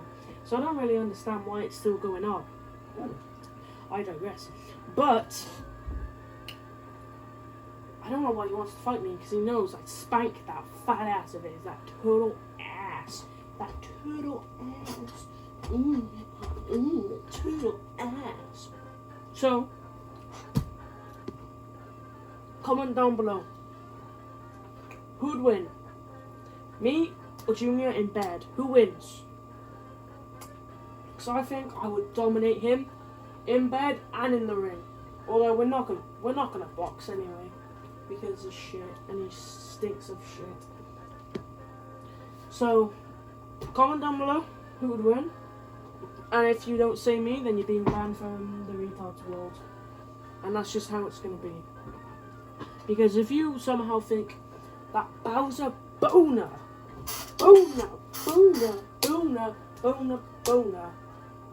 can beat me in sex, then you're out of your mind. Honestly, you are out of your mind. So you better not think that. Because that's gay. The only people who like Junior are SML fans and me. Big up SML, I watch them every day. You know, I watch that Jeffy innit, that Jeffy puppet, and that Junior, and that Joseph, and that Cody, you know. That's what I gotta do. I watch your Junior, and then I pound that turtle ass. Pound that turtle ass. I pound it. So no one can ever think that Junior would beat me in bed, because I would pound his fat, lovely ass. And that's just the way it is. I honestly would do so many things to that stupid turtle. I would penetrate that motherfucker, and I mean it. So yeah, that's what I have to say. People who think that Junior is stronger in bed, you can suck on my 2 ears on top of my head, and you can eat 2 cocks. Because no one in this goddamn planet can think that Junior can beat me in bed. I would. Have you seen his ass? Have you seen Junior's ass? I would. Alright, Chungus is the gayest motherfucker. The last 3 minutes, he was on about how he would fuck me so hard, and how he'd beat me in bed. Well, that's just what it is. That's why you want to fight me, right, Junior? It's for that. God. You're so fucking weird. What's wrong with being gay, Junior? Bet he fucking loves SML. What's it? I said you love fucking SML. Oh, yes, I do. Me and Junior watch it every day, don't we, Junior? If you want us to. Well, it happens. So, yeah. My life's pretty great. I mean, Junior, you should be used with gay people. You're around Eggman, and Eggman loves sticking it in hedgehogs. You're not Freddy. Yeah, I am. I'm Big Chungus. I'm Big Chungus. I'm the Big Cho. Everybody thinks that I'm kind of dead. Yeah, and you are. Yeah, and they're right. You're a fucking stupid cunt. That's the next line. Yeah. It's called the Big Chungus diss track, but it's me doing it. Well, maybe you do need to do that. The self-deprecation diss track. Yes, that's what I'm gonna do. I think Junior needs to do that as well. And he used to fucking, like, start with a massive ego and realise how pathetic he is. Alright, are we gonna watch the video? No, I'm gonna watch the video. Found a library. Underage fans. They say this isn't anything incriminating on its own, but it's worth noting given the trend. With that said, this I think should go back a bit. The first thing we hear is underage fans. And I'm like, what? Relationship with the Vanos crew. The author also observes that they had seen a pattern of Craig mingling with younger, and dare I say it, underage fans. They say this isn't anything incriminating on its own, but it's worth noting given the trend. With that said, this wasn't the first time that he had received flack for his interaction with his fans. In fact, in January of 2016, Mini partook in an exchange with the infamous Keemstar over comments he had made. Keemstar! In the DM. This was during Keem's internet. Look at him, the gnome himself. He's got he's got a beautiful beard, you know. You know, Keem, you've been enjoying the retards, you know. He's the next one. Yeah, he's the next one. Oh, look at these lovely constellations. Ooh, yes. These lovely constellations. Oh, we just heard allegations after constellations. So people took what he was saying with a pinch of salt. At some point after this, Keemstar deleted the... That was sad when Keem accused an old man being a pedophile when it was wrong, and it ruined the old man's life. Ah, brilliant. That was sad. Yeah, that's what I got said. I've said it. Yeah, definitely not bullshit anyway.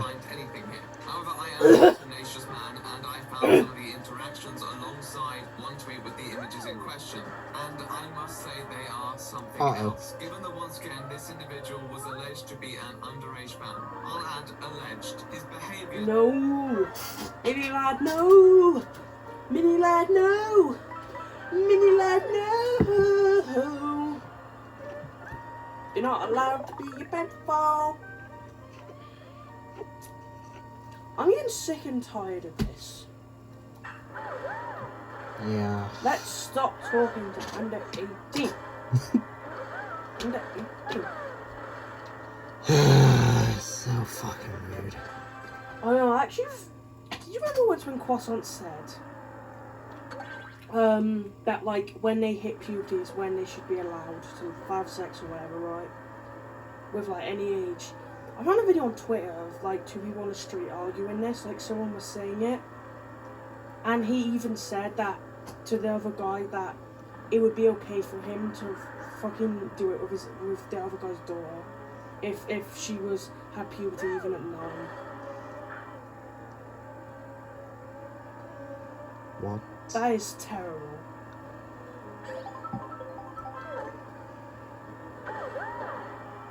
Like, I know Croissant was like joking and shit, but he should say that shit, man.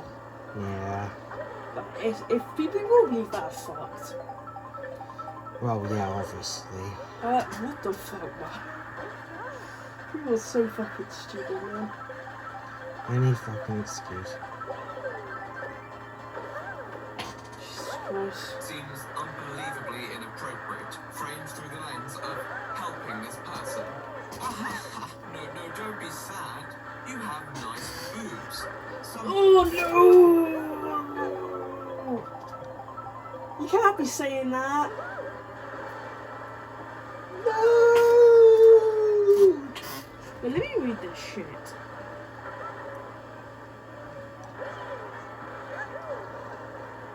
Wow, things got so fucking uncomfortable in the last minute. How old was she? Like, underage for like... Oh man, he said, you can believe what you want, but your boobs are big. I think it also has to do with the whole you looking down on yourself thing. What? This was on Boxing Day after Christmas. It's Christmas, man. It's time to be normal, not be a predator. Well, really, it shouldn't be any day, really, mate. But, yeah. I'm not doing a fucking holiday for that. Inappropriate, framed through the lens of helping this person. No, don't be sad. You have nice boobs.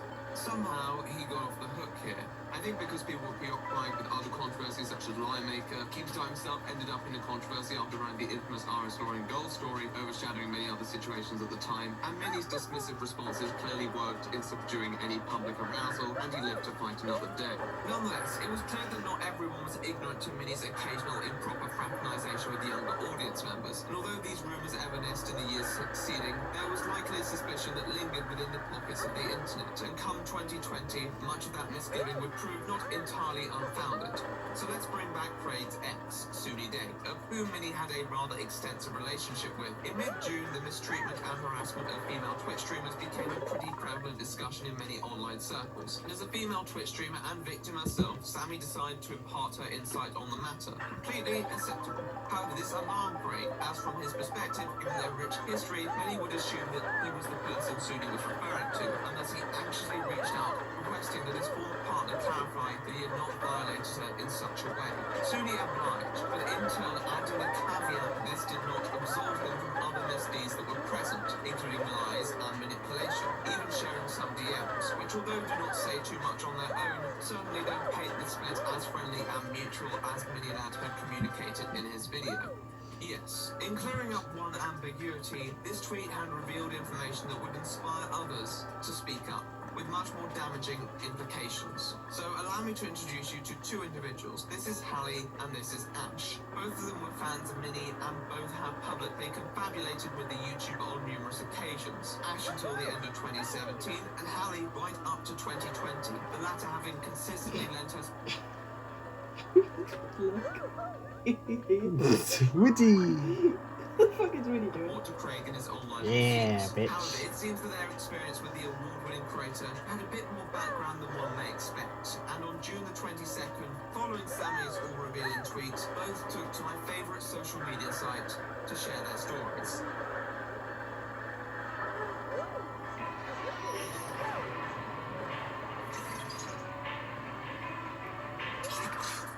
Publishing by Twit Longer again, Ash and Hallie lay out their less than stellar encounters with the creator, alleging multiple counts of improper behaviour with them, not just as fans, but as individuals who were not of age. Now, this wasn't already the best look for our friend. However, it didn't stop there. In fact, it was barely the beginning, and that's not good when you're already 11 pages into a script. Now, these stories tell a tale we are all too familiar with on this channel. Presenting MINI LADD as a person who, burnt by the then recent collapse of another relationship, turned his attention to those online to fill a void, specifically those from within his fan base. In this instance, the implication is that he specifically targeted younger fans, knowing their vulnerability and the power he held over them as a creator. We can't provide too many specific dates, but this appears to have transpired throughout 2016 mostly, and around the time he was reported on the Tumblr post to be socializing in many of these circles. It is also alleged he had used his power to bargain for explicit content, which few would already condone, but is particularly objectionable considering that Hallie and Ash were both around the age of 16 or 17, not being bleak. 16. So, MINI LADD was over 18, so fuck.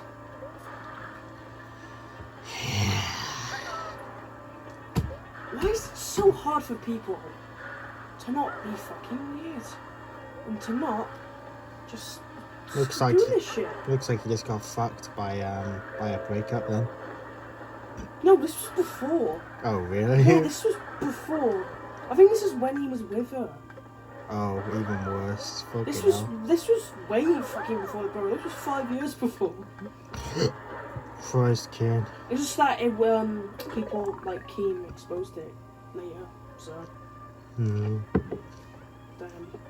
Standing to send such content in the first Getting place. exposed by However, King these Star are is elementary crazy. testimonies, and although it would be easy and justified to call MINI LADD out for such debauchery, something that I will have no qualm in doing, I heard I'd like to abortion. evaluate a few more details that would catch one's eye. However, to take this discussion forward, or to even work from the premise of truth, we need a bit of substantiation behind these claims. But Ash and Hallie were well equipped, dropping screenshots of DMs from multiple platforms, covering various points in their contact with the gaming icon. In their Twit Longers, both individuals appear quite convinced that MINI LADD was consciously taking advantage of them for his own purpose. Now, the word conscious there is pretty pivotal in the construction of that sentence. Mini was not going to be treated gently with these revelations regardless. But to be frank, the actual evidence tweets made him look even worse. Firstly, we'll turn to Ash, who released a series of screenshots dating from around the time where much of this misconduct is said to have occurred. This not just helps in corroborating much of their assertions, but also many of the judgments. Mini Ladd's behaviour may merely be unbefitting in some, such as his messages to the group chat, but look beyond that and you'll see some pretty repulsive and manipulative behaviour, which clearly shows Mini's awareness of the rift in power. You don't realise how easy it is though for like the victims of it don't realise how bad it is, and like they don't really get, and they'll like even defend them, but it's just like it's very easy to like manipulate people, to be honest, but like it's not their fault, you know. No, it's not. Like not at all. It's fucking these fucking weird ass people that fucking doing this shit. Yeah. Between the two parties in question. Probably the worst conversation captured is this one, where Ash clearly shows reluctance to share explicit images, understandably so, and Minnie begins to encourage her in the way that a mentor would one of their students. You can do it. I believe in you.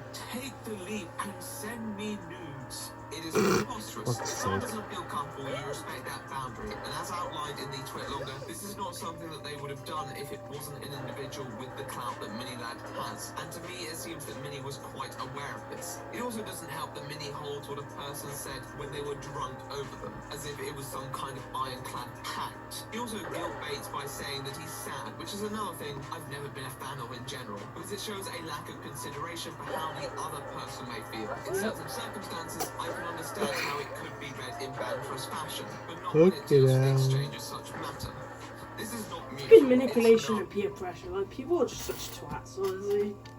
That shit's gotta fucking stop. It's gotta fucking stop.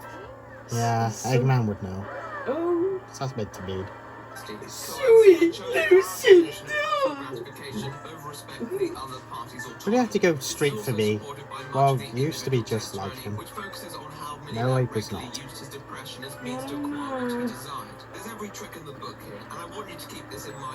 So are you a lady talking to a bitch? Went there. Oh no! Involving both parties where Mini Ladd has sent and received explicit images, alongside video verification confirming the accounts belong to Mini Ladd. This was already compelling. In a way though, Mini Ladd's 2016 antics were Wait, only... one thing, did he know the age of them? I don't know. Or did they It's a good question, lie though. about age or something? It wouldn't surprise me. I don't know. I know, so there's one case of this other guy who like did fucking ASMR videos or some shit. He was like 30 years old in Discord shit, and he was talking to some girl, and he asked for her age, and she replied 15, and he still ended up going on with the conversation, talking about how her body was good and all that shit, and was asking for pictures, when he was double her fucking age. Well, good thing is, some other guy exposed him for it, and he got completely kicked off YouTube for good. Yeah. Like, he was some 30-year-old guy who, like, was poor as fuck, still just lived with his mum, and was just always had mental breakdowns, would always just talk to underage girls all the time, and was just really unfit for the internet. Or just life. And also had very bad anger issues and would get angry easily, and also would threaten people a lot violently, and it was just one of those type of people, really.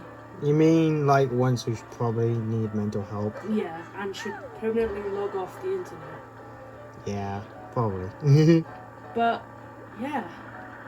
What was even worse is he was trying to say some other guy was a pedophile, and it's Projection quite, is yeah. kind of common with that. Yeah, fuckery. it is, so.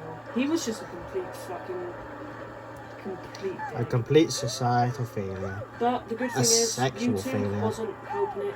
He also once got a copyright strike because he made a video of himself jerking off. That's like some real Christian level shit. Yeah, he was just, he had so many copyright strikes. He also, I think you always mean got community reported. strikes. Oh, not copyright strikes. I mean, what's the word? Community strikes. Community strikes, not copyright strikes, my bad. Yeah, also got those strikes for like harassment and bullying all the time. Apparently, he was always a massive cunt to everyone. So yeah, Yeah. he was just another case. Of The that. word for this is locale. That's the perfect word to describe. These are the Christians of the world. Alright, they're called locales. Yeah. They're just failures who kind of just they just want a negative attention on purpose. Yeah, I'm glad YouTube decided to get rid of him for good. Yeah. He had so many channels banned, so many strikes, and eventually he just got permanently banned. And he's tried to make accounts come back, but I'm pretty sure now he's on TikTok or something. Of course. But at least YouTube got rid of that fuckhead. Mm. He was a complete twat.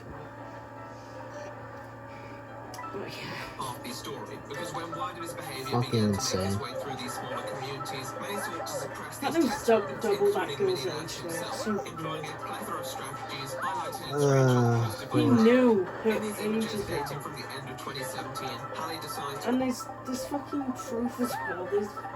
There's screenshots. There's oh my god.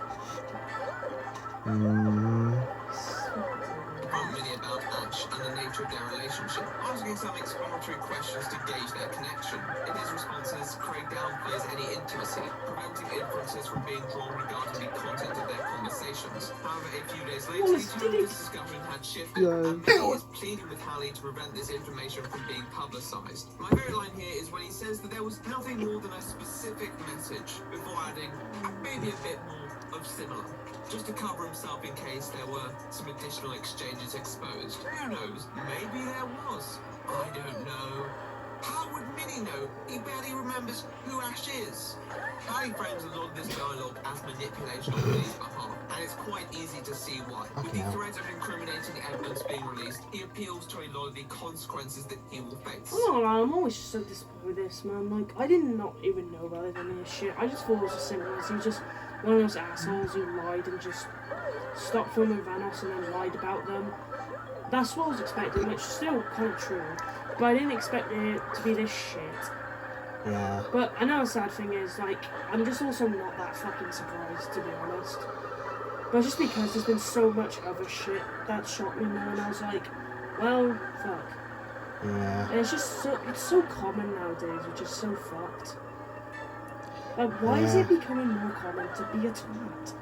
I don't get it. Because we live in a selfish society. Yeah. Now, his line of reasoning isn't incorrect here. There will be significant ramifications if these details were to be dispersed, and he has a right to be worried about that. But it's an observation, not an argument, and it can't really be used as a point against the publication of such content. Hallie makes it clear that she's aware of the consequences, and Minnie reiterating again and again how awful it would be for him just seems to be an attempt to take advantage of the good faith that Hallie shows him, and the sympathy that she may feel for the remorse he expresses. This is a technique that is employed on multiple occasions when discussing the issue. A few days later, Minnie was caught in another lie. When sent a screenshot from a Snapchat conversation, he admits that he is one of the participants, but then proceeds to claim that Ash had lied about her age. That would be a decent rebuttal if it was the truth. Oh no! It wasn't. Lying about that as well? Golly gosh. Fuck's sake. Oh, you twat. It's not gonna feel the same watching old Vanos when he's there now. Yeah, nope. It's not. Did you know this? Yeah? You knew he was a fucking predator? Yes. Mad. Like, everyone knew this for so long. That's why we need to watch this. That's why the scene of him being Pablo aged so poorly. If you remember that. Oh. Oh no. Oh, you twat face. A few days Like, that later, aged so Hallie challenges Minnie terribly. once more on this guy, and this time he buckles, admitting that he knew she was 17, but that he was really depressed, and that he just thought if he was going to end it there, he was going to go out in a blaze of glory with lewd snap. What the How is that a defense? Well, I was about to kill myself anyway because my life's shit, so I wanted to get nudes from an underage girl, so that's my last thing I do. I'm not in the wrong, I was just not in a good place. Yeah, well, the next place you're going to be in is a fucking mental asylum. That's going to be your next fucking place. Oh my god. Fucking insanity. Wow, real kamikaze mission there, Craig. It was rather desperate stuff on Minnie's part. However, Mini Ladd wasn't the only person attempting to conceal his wrongdoings. In fact, some of the mods from his Discord server decided to take it upon themselves to defend their king's honor. Some adopting the "there will be repercussions" argument. Others claiming Like Greg said, even if 30% are wrong, you have to call it out. You have to. Doesn't matter if there's someone you love and they clearly do something wrong. You don't just ignore it and be fucking retarded. Alright? We're not gonna be doing that. We're not. Changed. Yeah. Unless we do something wrong, then be on our side. Yeah, I do. I don't do anything wrong anyway. Right, Junior? At that time, and many clearly did believe that he deserved a second chance. No, he doesn't. That second chance was all used up by the time that Sunny Day had informed the internet that Mini Ladd's antics were still prevalent throughout their relationship, which is what had inspired Ash and Hallie to ship. Oh, retards. If we find out any of your predators, that's immediate ban. Immediate ban. And Lex will put you in the boom boom hells forever. So why isn't Milo? Okay. He's not one. Yeah, alright. But, I wouldn't be surprised. God. But yeah. No, you know who There's like no love for Milo anymore. Well, he shouldn't have been a twat in this. Honestly, Malo's completely replaced him now. If you think about it. Yeah. You know, it's just is the academic truth. I like how that feels more classic anyways. Yeah, it does. Honestly, we're having a lot more Series 1 influences. Yeah, we are. While not actively changing his ways, their charity had diminished, and this was the breaking point. Beyond that, this was their ultimatum to Craig, and Mini Ladd could no longer postpone his judgment day.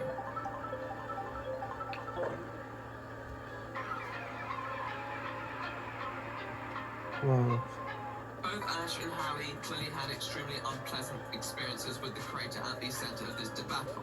But there's a real poignancy in particular to Hallie's testimony, because it's clear that she wanted to believe that Minnie had changed more than anyone else. And that really the most frustrating facet to her, all the lies that followed the scenario which she had taken at face value. She gave Minnie an opportunity to improve. She provided her support to his endeavours, and he took advantage of it. These were their stories to tell, and they didn't tell them with the intent to destroy his career. If they had felt Minnie had changed his ways, then I think they probably would have let him be. However, to them, with the discovery that this behaviour had been present in his most recent relationship, even being instrumental to its demise, it was more than ample evidence that his word could not be trusted. With it out in the open, Mini Ladd would have to convince a much less sympathetic internet that he would rehabilitate himself. A harder sell, for sure. And many who read the allegations didn't see a way back for Minnie at all. To them, this was unforgivable. And to be honest, Well, it's we hard must. not to see it from that viewpoint when you look at how he manipulated those around him. How could we I honestly think they should be chucked in himself for life and just try to be fucking started as well. But they still fucking deserve it anyway. anyone past this point if he can't even be honest with those closest to him? Well, to be honest, the only way would be if he had actually practiced what he preached. And with the allegations garnering traction, Minnie had no other option but to address them, releasing a statement, accepting full responsibility for his actions, and unreservedly apologising for the hurt that he caused. Nonetheless, that was the easy part. It Too was going late. to be challenging for Minnie to deny the allegations at this Fuck point, your given their apologies. substance. And even from a strategic standpoint, it was the sensible thing to do. So a confession doesn't I like how Chungus gave him the benefit of the doubt at first, but then... In it, I do. I tried my fucking best, but I was like, yeah, maybe, you know, we just got bored of G-Mod. You know, we wanted to go solo and do streams for whatever and shit. Like, that wouldn't have been evil. No, that's not right. At the beginning, I didn't even hate him, but now I do. Now Now you I get do. it. Now you get it. Yep, indeed is. to make amends. Maybe this video should be called Chungus Learns Why to Hate Mini Ladd. Yes. 4 years too late. Yeah, fuck it out. Mini Ladd would be pissed off you being late. Now, of course, many were hesitant to buy the sincerity of such a pledge, and with valid reason, but at the same time, it was probably the best we were going to receive. And if he could at least heal some of the wounds that he had inflicted to those in question, then that would be progress. Many people adopted this perspective and wanted Mini to be better, which is very merciful for the internet that I know. So what would Craig do with this time away? How would he use it to win back the faith lost from many disillusioned followers and even friends? Hi, how's it going? Hope you're doing good. First thing you probably noticed is the I'm gay. background. I'm back in my old studio. Well, Who turns out his cares? break lasted shorter than one might anticipate. In fact, it was on par with the post-tour break he took at the start of the year. And most of this intermission appeared to be occupied with relocating back to Northern Ireland, which is also peculiar given that he'd already moved once at the start of 2020. However, there was an explanation for this. I went on this mental health journey. I realized that there's a lot going on in the world. No shit. And I know I just need to step away, and I know I just need to take care of myself. My mental just took a turn for the worse, and I know I needed to get back. Did the I needed to good be part, around the you ones who I realise. love. I wanted to work on myself, my mental health journey. I got myself into therapy for the last month. Good. It's been incredible. It really has. This has been That's something what I've you been doing do? for years because I wanted to make sure work was fuck okay, off to and I kept rehab. up with work, and I just Achoo! and I maybe finally realized Sorry. that I can't do that anymore. But it's been nice. It's reconnecting with my roots, reconnecting with who I am, where I grew up. You know, I moved to Northern Ireland when I was 10, 9, When I 10 was- years old, When I was the age I like. Sorry. Oh god. Fucking hell. We're here, and this has been the place that I call home. I know Home. I just left all of a sudden, but I needed to do something about me. Right, hell. of course. Going back to his roots to clear his head, this mental health break had clearly revitalized him, and he was ready to start creating content again for his adoring Who audience. gives a shit? Wait, didn't something happen? Oh, right, yeah. He doesn't really talk about that. Like, at all. In fact, we are met with a 5-minute long slew of rhetoric about how important it is to take care of one's mental health. But he What about the mental health of the victims? Yeah, Do we yeah. consider that, or do we not give a flying shit? I suppose we do. I suppose we only care about ourselves, mental health, right? We're only supposed to care about, you know, that shit. Selfish society. And, Right. yes. So, Grade. very interesting. Grade, can you tell us why we should even give a crap? to work on those imperfections and that he's been improving himself with every passing Well, day. even Hitler doesn't agree with paedophilia, man. Mm. He doesn't. That's right, Chungus. It's wrong. So stupid. Alright, Like I said before, I'm back in therapy, and she has been incredible, being able to spell everything onto her, and you might want to reconsider the wording on that one, Craig. even though this is my first video back, this doesn't mean that I'm gonna just stop working on myself. I've come to realize that the journey of working on yourself isn't just, I'll do it for a few months, now I'll be alright. It's a journey that never truly ends. As humans, there's no definitive amount of time that if you take this amount of time away and work on yourself, you'll be okay again. The reality is, this is a journey that myself and all of us are just gonna continue to go through life. And, you know, I've come to the realization that no one is ever perfect. People see Yeah. strive. Neither This fucking is- pedophiles either. This feels like him justifying everything. I know, that's what I'm saying, like, this is so twattish. Like, you know, we're not perfect, we have a journey, we improve, we're gonna make mistakes, but we're only human, so that's alright. Don't put the blame on me. It's alright, everything I do is fine. 'Cause Yeah, I'm like, only I may have, human. you know, been a fucking predator, which is like one of the worst things you can do, but I was only young and foolish, and I've grown since then, as you can tell, because, you know, I address it all the time. We're getting But Herb as out, long as you know that putting him in the no fucking one will torture ever chamber. be perfect. Then we'll improve him when he's in 2. In summary, he completely avoids disclosing the reason why he took the hiatus in the first place and decides that his viewers are better off not knowing. The break was already insulting. Well, we do know the hiatus is because you got exposed For being a for being a bee! For being a bee! Yeah, you nonce. Exactly. That's why. That's why you took a hiatus, you twat. Like, why do we think Chris Tyson is named Mr. Beast? I wonder why. Yeah. Probably because that creature's a fucking weirdo. Yeah. That's why. Insert Chris Pratt going, "Boo, bingo." Don't even deserve to be fucking gendered, honestly. Yeah. Fucking weird ass thing, honestly. You know what I find funny? The fact that people fucking say, "Oh, I wish we had the old Chris back, you know, when he was a man." Are we gonna forget that it was in, like, 2015 when he was making the tweets about the lolly stuff? The old Chris was just as fucking bad. Yeah. That motherfucker is weird if he's a woman or a man. It doesn't matter. Yeah, it's not about that, it's about how they fucking are as a person. Yeah, it's fucking exactly. That's what it really fucking is. I don't care what the gender's, what the motherfucker's gender is, because he or she or whatever the fuck's a twat either way.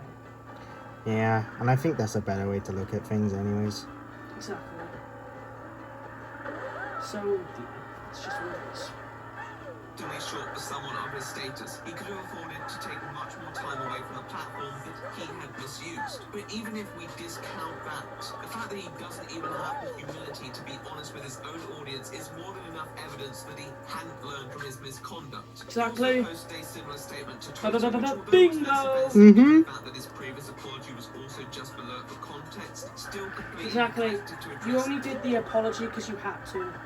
Because it made you look slightly better. Because it had to be addressed. He don't give a flying shit. And I can promise you that. Starlord going, what? I can tell, I can read these situations as well as the right opinion. Because Yeah. we both have the right opinion, that's what it is.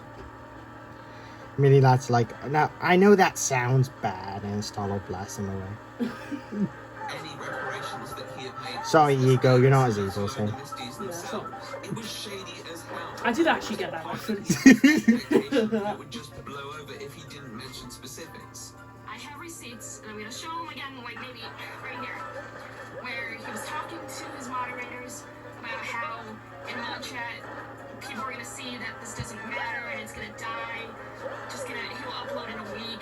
It'll be fine. Nobody's gonna care. I mean, you're right, I don't You care. have to be some scumbag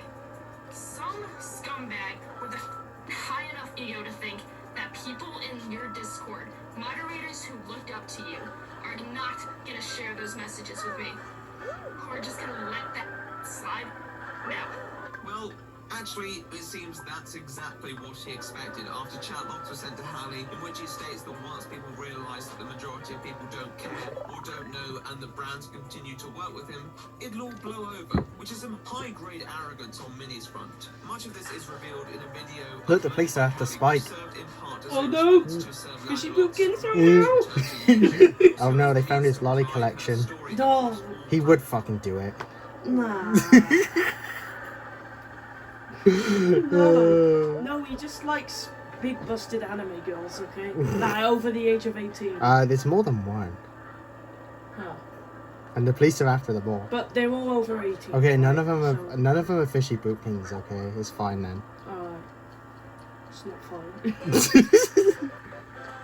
And to make sure it wasn't overshadowed by Mini's influence. That's why I honestly don't fucking like most anime, like the weird part, because it's like mostly like school as well. Yeah, it's It's just like, it's just meant for fucking weird creeps that are probably fucking predators. Like, I just see it like that. I think it's just different the way it works in Japan as well. And it doesn't really like connect all that well with the West. Yeah, I don't know. I mean, on PS5, there are literal fucking, downright fucking porn games on there. Yeah. Which is just fucking weird. It's like with Rouge's designing Sonic Adventure 2. We know that they did that to appeal to teenage boys, like when they were making the game. That was the intention. Yeah, and again, it's just so Like- weird. Like they've said that, the creators and shit. It's just fucking weird as well. It's just how it is there, and it just doesn't, like, they just don't care. If they can get away with it, then they will. Because Yeah, I think it's fucked. it's literally just because there's so much money to be found in that. Yeah, So that's all it is. Like, it's so weird.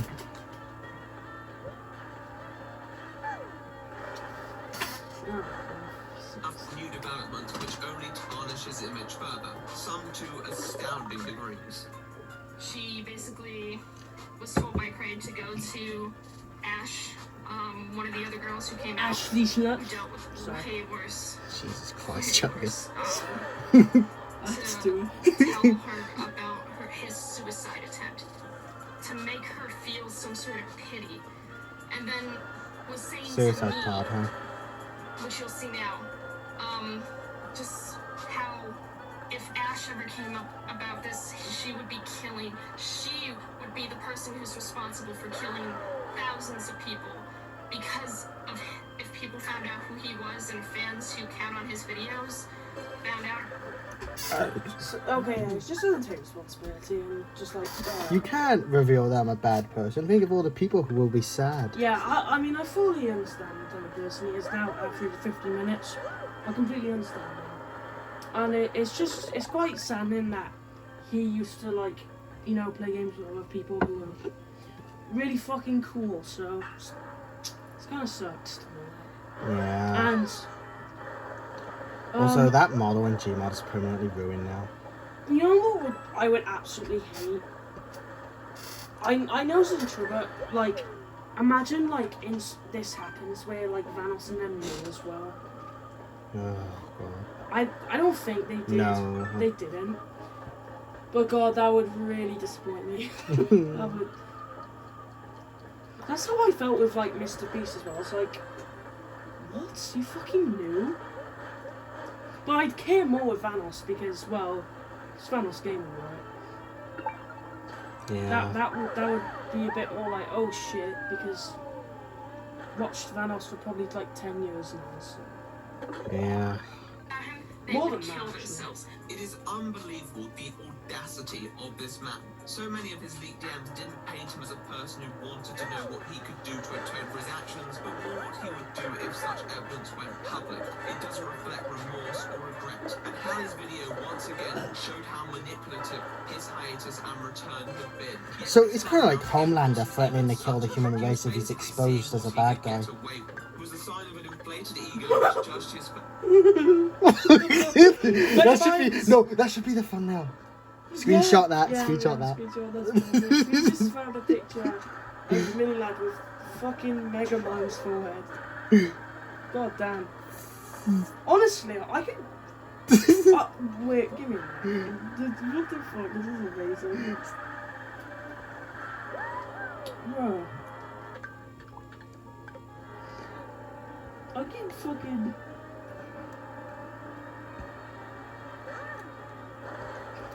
I can play fucking noughts and crosses on it.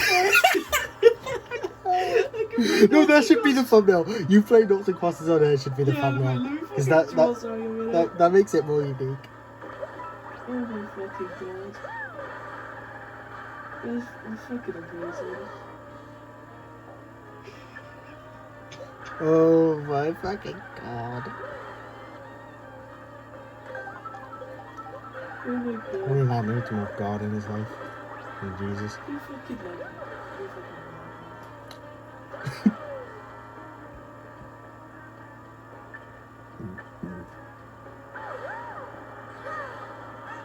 Whee!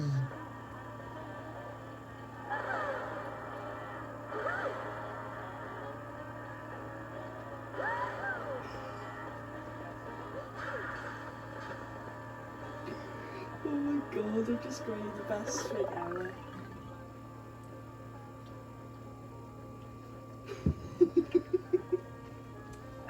I played noughts and crosses on his head. That should, yeah. I didn't even film most of it as well. I had so much more room. That should absolutely be the thumbnail. 100 billion said. That is fucking amazing. The way imagine like people click on it and they're like, what the fuck? Fuck yes, I played noughts and crosses on Mini Lad's forehead. That is amazing. Okay, that's something you never expect you would ever do in your life. Yep, never. fans is too stupid to hold him to account. On top of this, though, The it more made funny thing, why did the video even show that? So I've been talking about that. When he's just talking about some shit, it just shows it. utilization of points Oh surrounding god, I love the mental editors health of this video. unbelievably Yeah. contrived, and brought into question whether he ever believed anything that he said about it.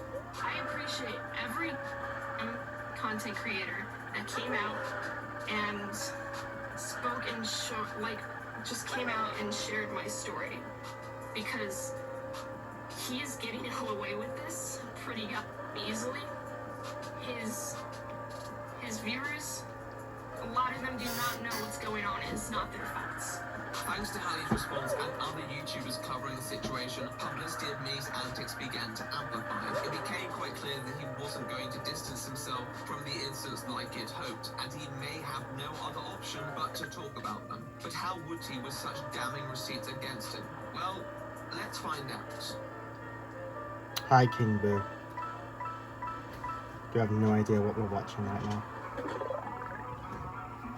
Alright, I'm just gonna leave my beat on my next diss track. How much of a Just myself. massive ego can you have? How much of a disgusting human being Diss track can you MINI be? Lad coming Just soon. think you have a right on this platform. One of the vlogs will definitely be about playing lots of crosses. By those within his committed fan base. However, with the limelight firmly on his transgressions, the backlash began to augment into its own movement, with its purpose to remove Mini from the platform altogether and to make him pay properly for what he had done. His videos began to accumulate thousands of dislikes as well as critical comments, ranging from disappointed devotees to outraged onlookers. There was no way he could filter this out. Mini Lad, I know you're not watching this, but you're only going to make yourself look worse and worse in the eyes of the YouTube audience until you address what you did to YouTube, so that we can see that you'll admit to what you've done. He would upload another regular video some 12 days later without any recognition towards the mounting pressure against him. However, this was met with even greater hostility from viewers than the previous release, and was indicative that he wasn't simply going to be able to escape this without offering up some explanation.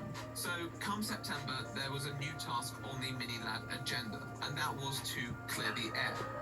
Now, he had done a similar thing with his upload addressing his separation with Sammy. In hindsight, that video was also flagrantly dishonest, but at a time where people were none the wiser, it served as a sufficient explanation for where he had been and the tribulations that he had faced during this period. This time round, the air was significantly murkier, and there was a lot of seemingly conclusive evidence to confront that even the most eloquent of individuals would have difficulty excusing. However, with few other options, Mini had to put his cards on the table.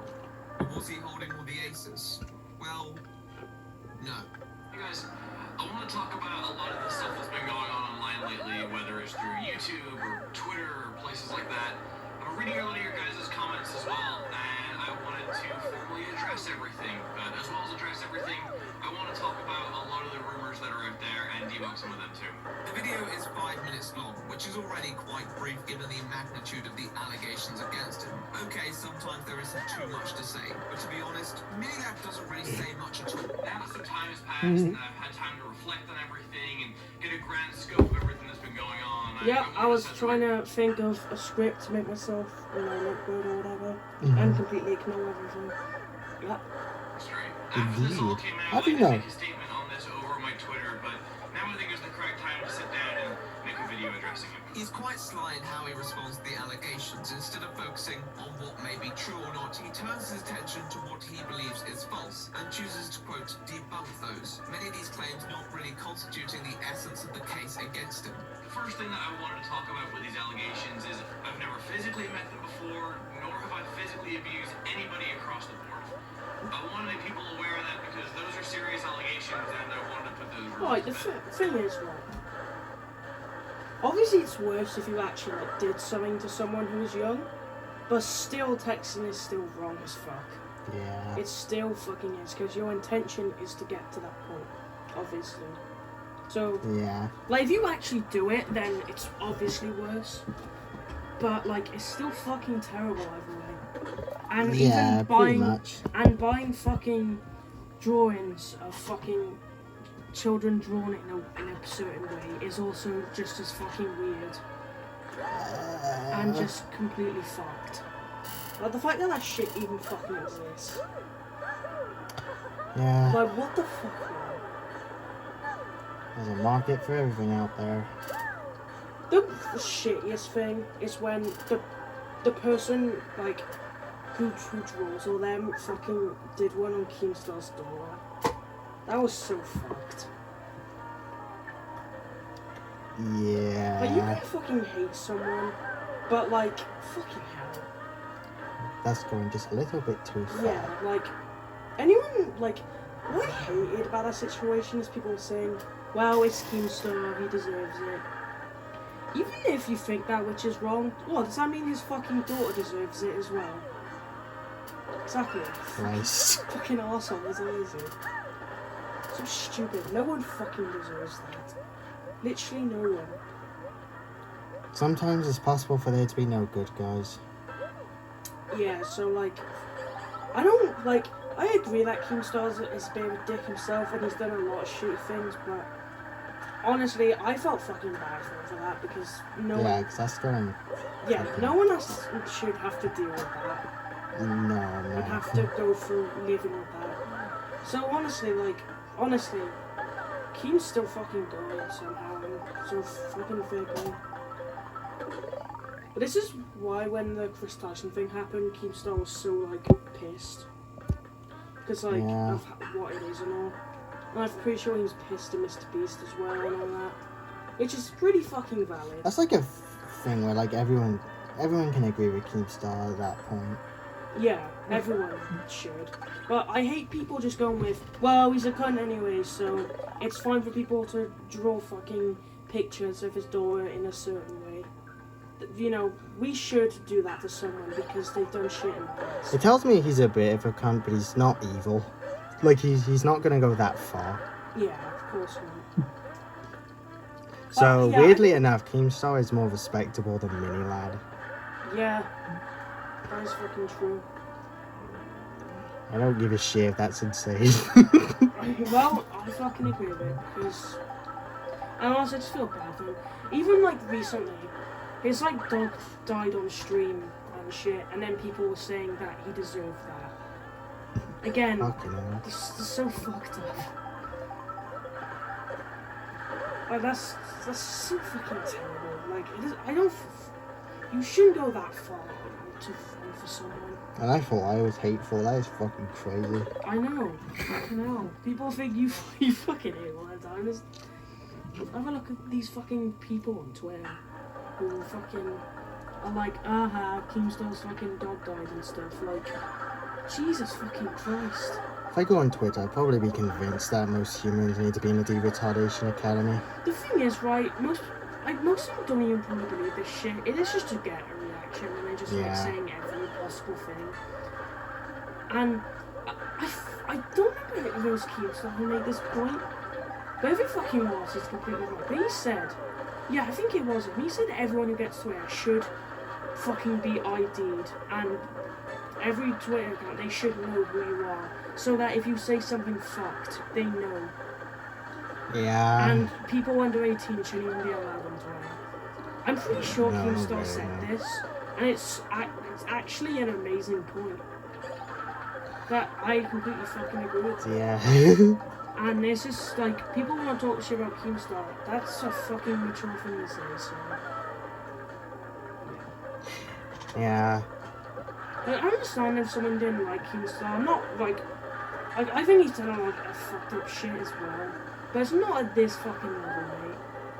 Yeah, this is going too far. But like, I'm not gonna just sit here and say all good things and not act like he's done some fucked up shit, like making fun of people's cancer or some shit. Like, that's just as bad as well. Yeah. Which is something he's done, which, come on, for fuck's sake. I will say, though, he's probably matured a lot fucking more now, because we don't really see any of this shit anymore. Probably why so many people just don't like him, though. Like, they're quick to... Yeah, because even, like, beforehand when this was always happening, he was, like, fucking still 30 years old. Yeah. So, like, he's still, like, for that age, he should not be, you know... It's like the same shit people said about Fefkin. He's fucking 31, 32 years old, and he's getting into this high-level childish drama of other creators. Yeah, that's right. So, like... That was funny as shit. But, like, even if fucking Keemstar's done a lot of shitty things, you should never, ever fucking do anything like this back. And that goes for you, for anyone. Mm-hmm. But most of it is just fucking Twitter trolls that are just complete retards. Yep. That's just what it is. So basically, there's a point where even if they're shitty people, you can become shitty as well by going too Yeah. far.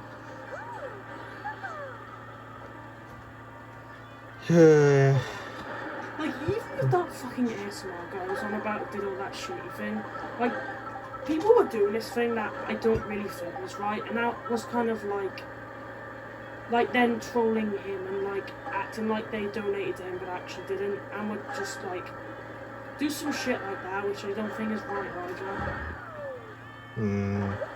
But yeah, I think the term is like witch hunting or something. Yeah. It's like that. Like we shouldn't do that shit either. No. But it's gonna happen. Yeah. Because everyone's angry with something and they want to put it out.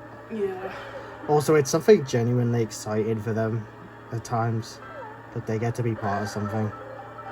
Which Yeah. sounds sad, but that's literally Chris- how crap the world is, and that's what they'll chase instead. Did say this thing that most drama is actually created by the fans, just going crazy about everything and over escalating it. And it's honestly fucking true. Oh yeah, definitely. But yeah. It's still a bit funny now some dramas are like some fucking like 25-year-olds on the internet going back and forth about some petty shit. It's honestly really fucking funny. Yeah. But I'm not gonna lie though, Keemstar's old career was just complete shit. All he do was just like make lies about people and try and get people's careers completely fucked, which he did do. So like, I understand the hate for him, I completely get it, but still, you shouldn't do shit like that. There's a name for the fucker who makes that sort of art, but I don't know his fucking name. A retard? Yeah, I just call him retard now. He's not But he's showing like any hated by retards. like everyone, of course, but Yeah, there was a fucking Five Nights at Freddy's artist who did the same shit. Jesus Christ. And Scott Cawthon had to kick them out. Like, it's the same person who did the artwork for, you know, like the weird animations in one of the FNAF games where it's like Toy Chica in a high school? I think it's that shit. Oh, Which, I don't know if that's true though or not, so. oh, fucking. Yeah, I always thought, is this like a parody of Yandere? Yeah, I don't fucking get I mean, it that. must be right. It's clearly what it is. But like, why is it even fucking in there? It's so weird. Like, they're just Yeah. trying to make, you know, people go insane over it. I don't even know what Scott Cawthon's planning on was at that point. I think he was just like. Drawing Toy Chica that way and shit like that, like, what the fuck? That was so weird. Yeah. What the hell were they thinking? When I first saw it, like back in 2018, I think, when the game came out, I didn't think it was real. Like, I thought that was Yeah, something else. I remember when I saw it, right? This was before I knew any weird shit, right? So, like, probably when my mind was a lot better, a Yeah. lot cleaner. All I wanted to do was hold cats for ransom. Yeah, like, that's all. so innocent. Yeah. So, yeah, that's what I used to do in my spare time. That were my Yeah. cousins. But when I saw it, I was just like, the fuck is this? Oh, what the fuck is this shit? What the hell is this shit? I don't even know if I knew what fucking Yandere shit in later was. I don't remember, I can't tell you. The only bit of fucking anime I knew was just Fishy Boot Kids and SMG4 being a bit weird. Yeah. That's all I knew. The only thing you knew was a fucking mockery of it. Yeah, until pretty much. SMG4 literally became that, but whatever. Yeah. It's like how Five Nights at Freddy's eventually became the very thing it was critiquing. I know. Fucking. And so did fucking GTA, but the sixth Why game does might this redeem always it. happen though? It's the same with Baldi. They made fun of like all that trending stupid shit and everything is lazy and then it just became that. Same with Garten Ban. Yeah. Because that's just what success does, it corrupts you. Oh, Also, let's hope why are they Retards so don't slow? Turn into some shit. Well, luckily, we're... oh god, this just proves that money is the fucking problem of the world, though. Yeah, probably. Yeah, I mean, it is, really. Why were there moosies? I don't fucking know. Anyway, I should probably get back to this video, just a little rant. Thing is, we are such good React fucking channel. We actually are, because we actually pause the video and actually discuss it, and that leads into... We don't just nod and say, mm-hmm. That was so funny. I relate to that. Yeah. Stealing content and that. Let's just have Zoidberg Nobler instead. Mm-hmm. We're not even showing the actual video itself anyways. Yeah, but like, this is good. We're actually reacting. We're not... There's a difference between reaction channels and watching channels. Because watching it is just, you know, just stare and fucking scream for 10 minutes. But reacting to it is actually, you know, showing your reaction and shit, so... I mean, the video we're watching, we're like not even 1 hour in, it's fucking 2 hours. Think about how long it's probably already been because of all the pauses we've done. I know. Like, think about how long it... Fucking hell, the last time I checked that, it said like fucking 2 hours or something. So we've been fucking rambling, but it's good. Rambling. Isn't this why people watch reaction channels? If you just want to watch the actual video, then watch the actual fucking video. Don't just watch some bastard looking at the never screen. understood that. I know! So stupid. Actually react to the fucking videos. Alright? But yeah, we are professional reaction channel shit things. Because we actually do it. So I don't really think the retards are professionals at anything, but sure. It's like when Daz reacts to video dance games, he does this as well. And it's like, that's the only reacts channel I even fucking watch. Because, well, you know, he reacts to it, he doesn't watch it. It's different.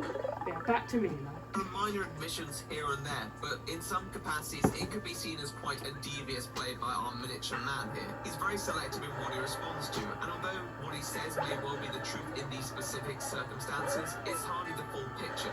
For example, on the issue of leaked chat logs regarding some aspects of his hiatus. Some of my old Twitch mods have been leaking and screenshotting messages that I put in the mod chat where I say that after 2 weeks that I gave up on therapy. I wanted to say that this is untrue. After 2 weeks, I did stop going to a certain therapist because if you've been to therapy before, then you'll know that some therapists just don't fit your needs. So after 2 weeks, I changed to a different therapist, and that's someone who I've been going to see every single week since. Now, once again, this may be the case. I do not know. However, this doesn't address the messages where MINI LADD appears to dismiss the influence of the accusations against him and judges the severity of them on the basis of the impact they'd have on his career. The hilarious thing is that this video would only be approximately 2.5 minutes long if he hadn't added an extra section where he tackles another claim on Twitter, which he asserts to be false. This person is accusing me of a few things, so I would like to go through each point individually and debunk them respectively. The first one is a photo that has come out with me and the 2 other YouTubers that are there, where a picture of us holding her in the air has come out. This is a photo taken during a meet and greet at the very end of the summer camp. This is a situation where people are able to come in, they're able to get a photo, they're able to get 1 or 2 things signed, and then they move on. During this, she said that I asked to pick her up. For the photo, she asked if myself and the other YouTubers could hold her up for the photo. So what she's saying here is untrue. The second point she brings up is that I sat too close to her and her friends. This part's quite confusing because everyone sat next to everyone else as a part of regular scheduled programming. At no point was any of us unmonitored as myself, the other YouTubers that were there, also the fans that were there, but there were also adults there and counselors there monitoring everything. So at no point during this entire summer camp was anybody unsupervised. The third point they bring up is they claim that I call him cute and pretty. This is completely fabricated and I did not say this. This is untrue.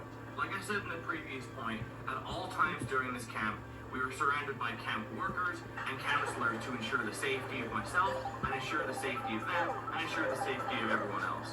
At all times, they could hear everything that I was saying, so this could not have happened. I cannot possibly comment on the verity of MINI LADD's retort here because we he's don't been shown really know. multiple times to apply to his convenience. So denying an allegation which doesn't have any physical Still proof can't practically really. be second.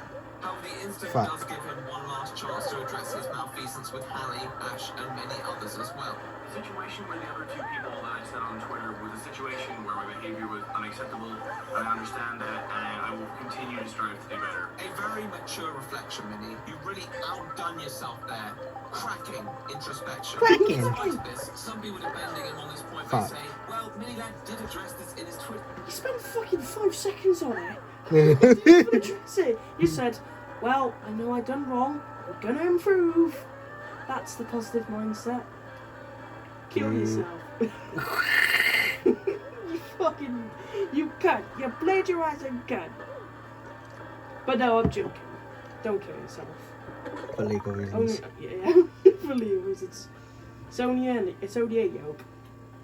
Statement, he does reference Yeah. that as a whole here. We can't expect him to just continuously bring up what he's already admitted to. Maybe this statement is meant to be on the new claims. I can formulate many responses to such perspective. However, probably the most irrefutable one will point towards the fact that he has ignored all new claims that are harder to respond to, such as the dismissive DMs or the screenshots where he basically places the lives of his fans on those he has maltreated. This is extremely selective and it doesn't clear the air whatsoever. He's just added smoke and mirrors. Selective, like chicken selects. Shut Yeah, the phone was like, no. Not impressed. Not in Preston. Preston, my Barton. Since then, I've been going to therapy every single week, and I will continue to go to therapy every single week. The video Alright, we also don't doesn't care. contain any evidence either. It's just him smiling and asking you to trust him. Us? Which people don't. That should have been at least part of the reason that you made the video in the first place. You need to restore people's faith in you. I and you thought can't that was do the end. if you provide people with no substantiation to your attestations. He opens the video talking about transparency and setting the record straight, but he fails to do so on every count. This video underlines the main point that he failed to spell, the pattern of manipulative behavior that has been the driving force behind a lot of his worst offenses. As a matter of fact, it's pretty decisive evidence that his crooked propensities are alive and kicking, and people have asked to identify that. It's pretty obvious this video is just here to save his career, I guess. And in order to do that, he has to not focus on the real problem and address things that aren't even real or just other allegations that just came out. Many creators and individuals involved were fast to call Craig out on his maneuvers and inability to show growth in the situation. It was a sign that he was prone to repeating this all over again. This was exasperating, and so many people were incensed that he could even use a video like this to once more try and find a way to evade confrontation. It's like the worst. It's like the worst response video ever. It's like once. This reminds me of something from a few years ago. This one girl, assaulted someone, I think. I can't really remember what she did, but her apology video was like her fucking dancing, and in text it said, well, I'm not perfect, but I'll improve from it. That's literally what it was.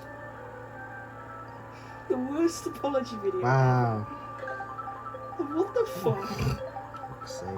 So stupid. What the one playing a ukulele or some shit? Speaking of evasions, many were beginning to suspect he had other motives in moving back to Northern Ireland as well. Allegedly, he is in Texas now, but it's hard to trust anyone's word at this point. Me, I've always wanted to use my platform for good. I've always wanted to portray a positive message here. No, you And I haven't. know that there's nothing I can say right now that will change your guys' minds, and that's okay. But I hope, looking forward to the future, that whether it's in the coming weeks, or the coming months, or the coming years, that what I say right now, you can take as the truth.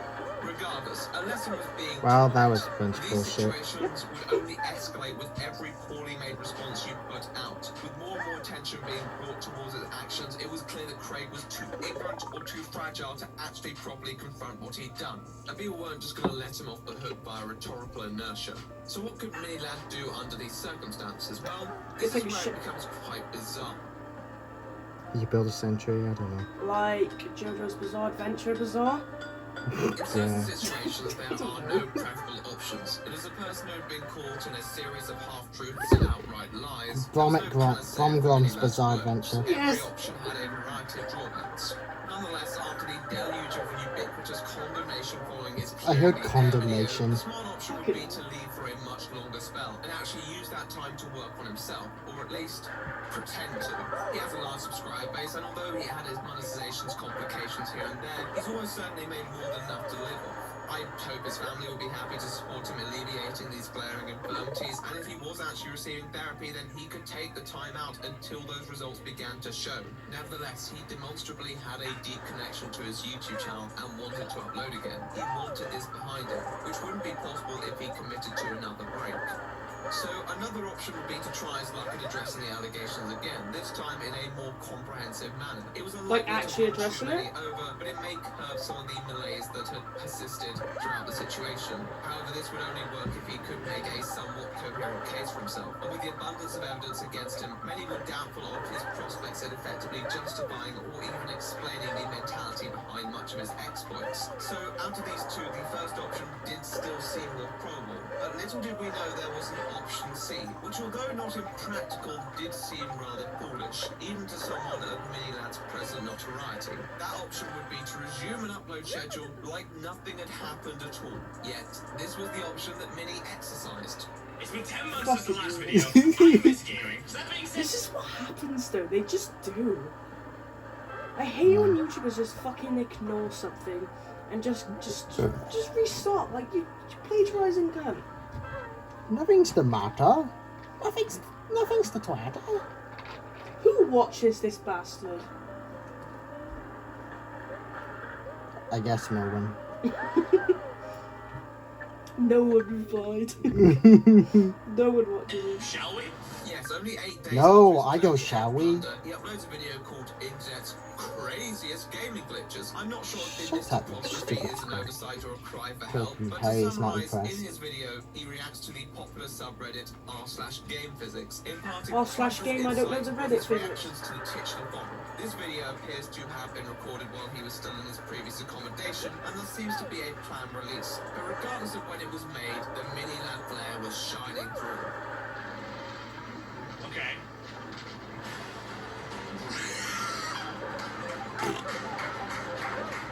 Go on.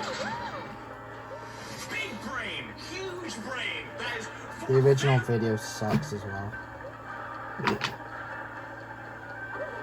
I was gonna make a joke, but it's a bit too far. Don't worry. But Shit. I did definitely think it. But it's a bit weird. Alright, well, What was the charger on my dies down?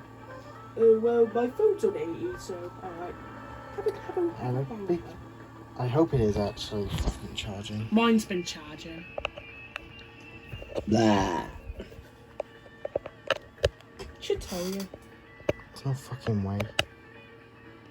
It doesn't even vibrate. I might just have to start a new clip just to be safe. Yeah, let me check the stream stone. Yeah, I'm gonna start a new clip. Alright.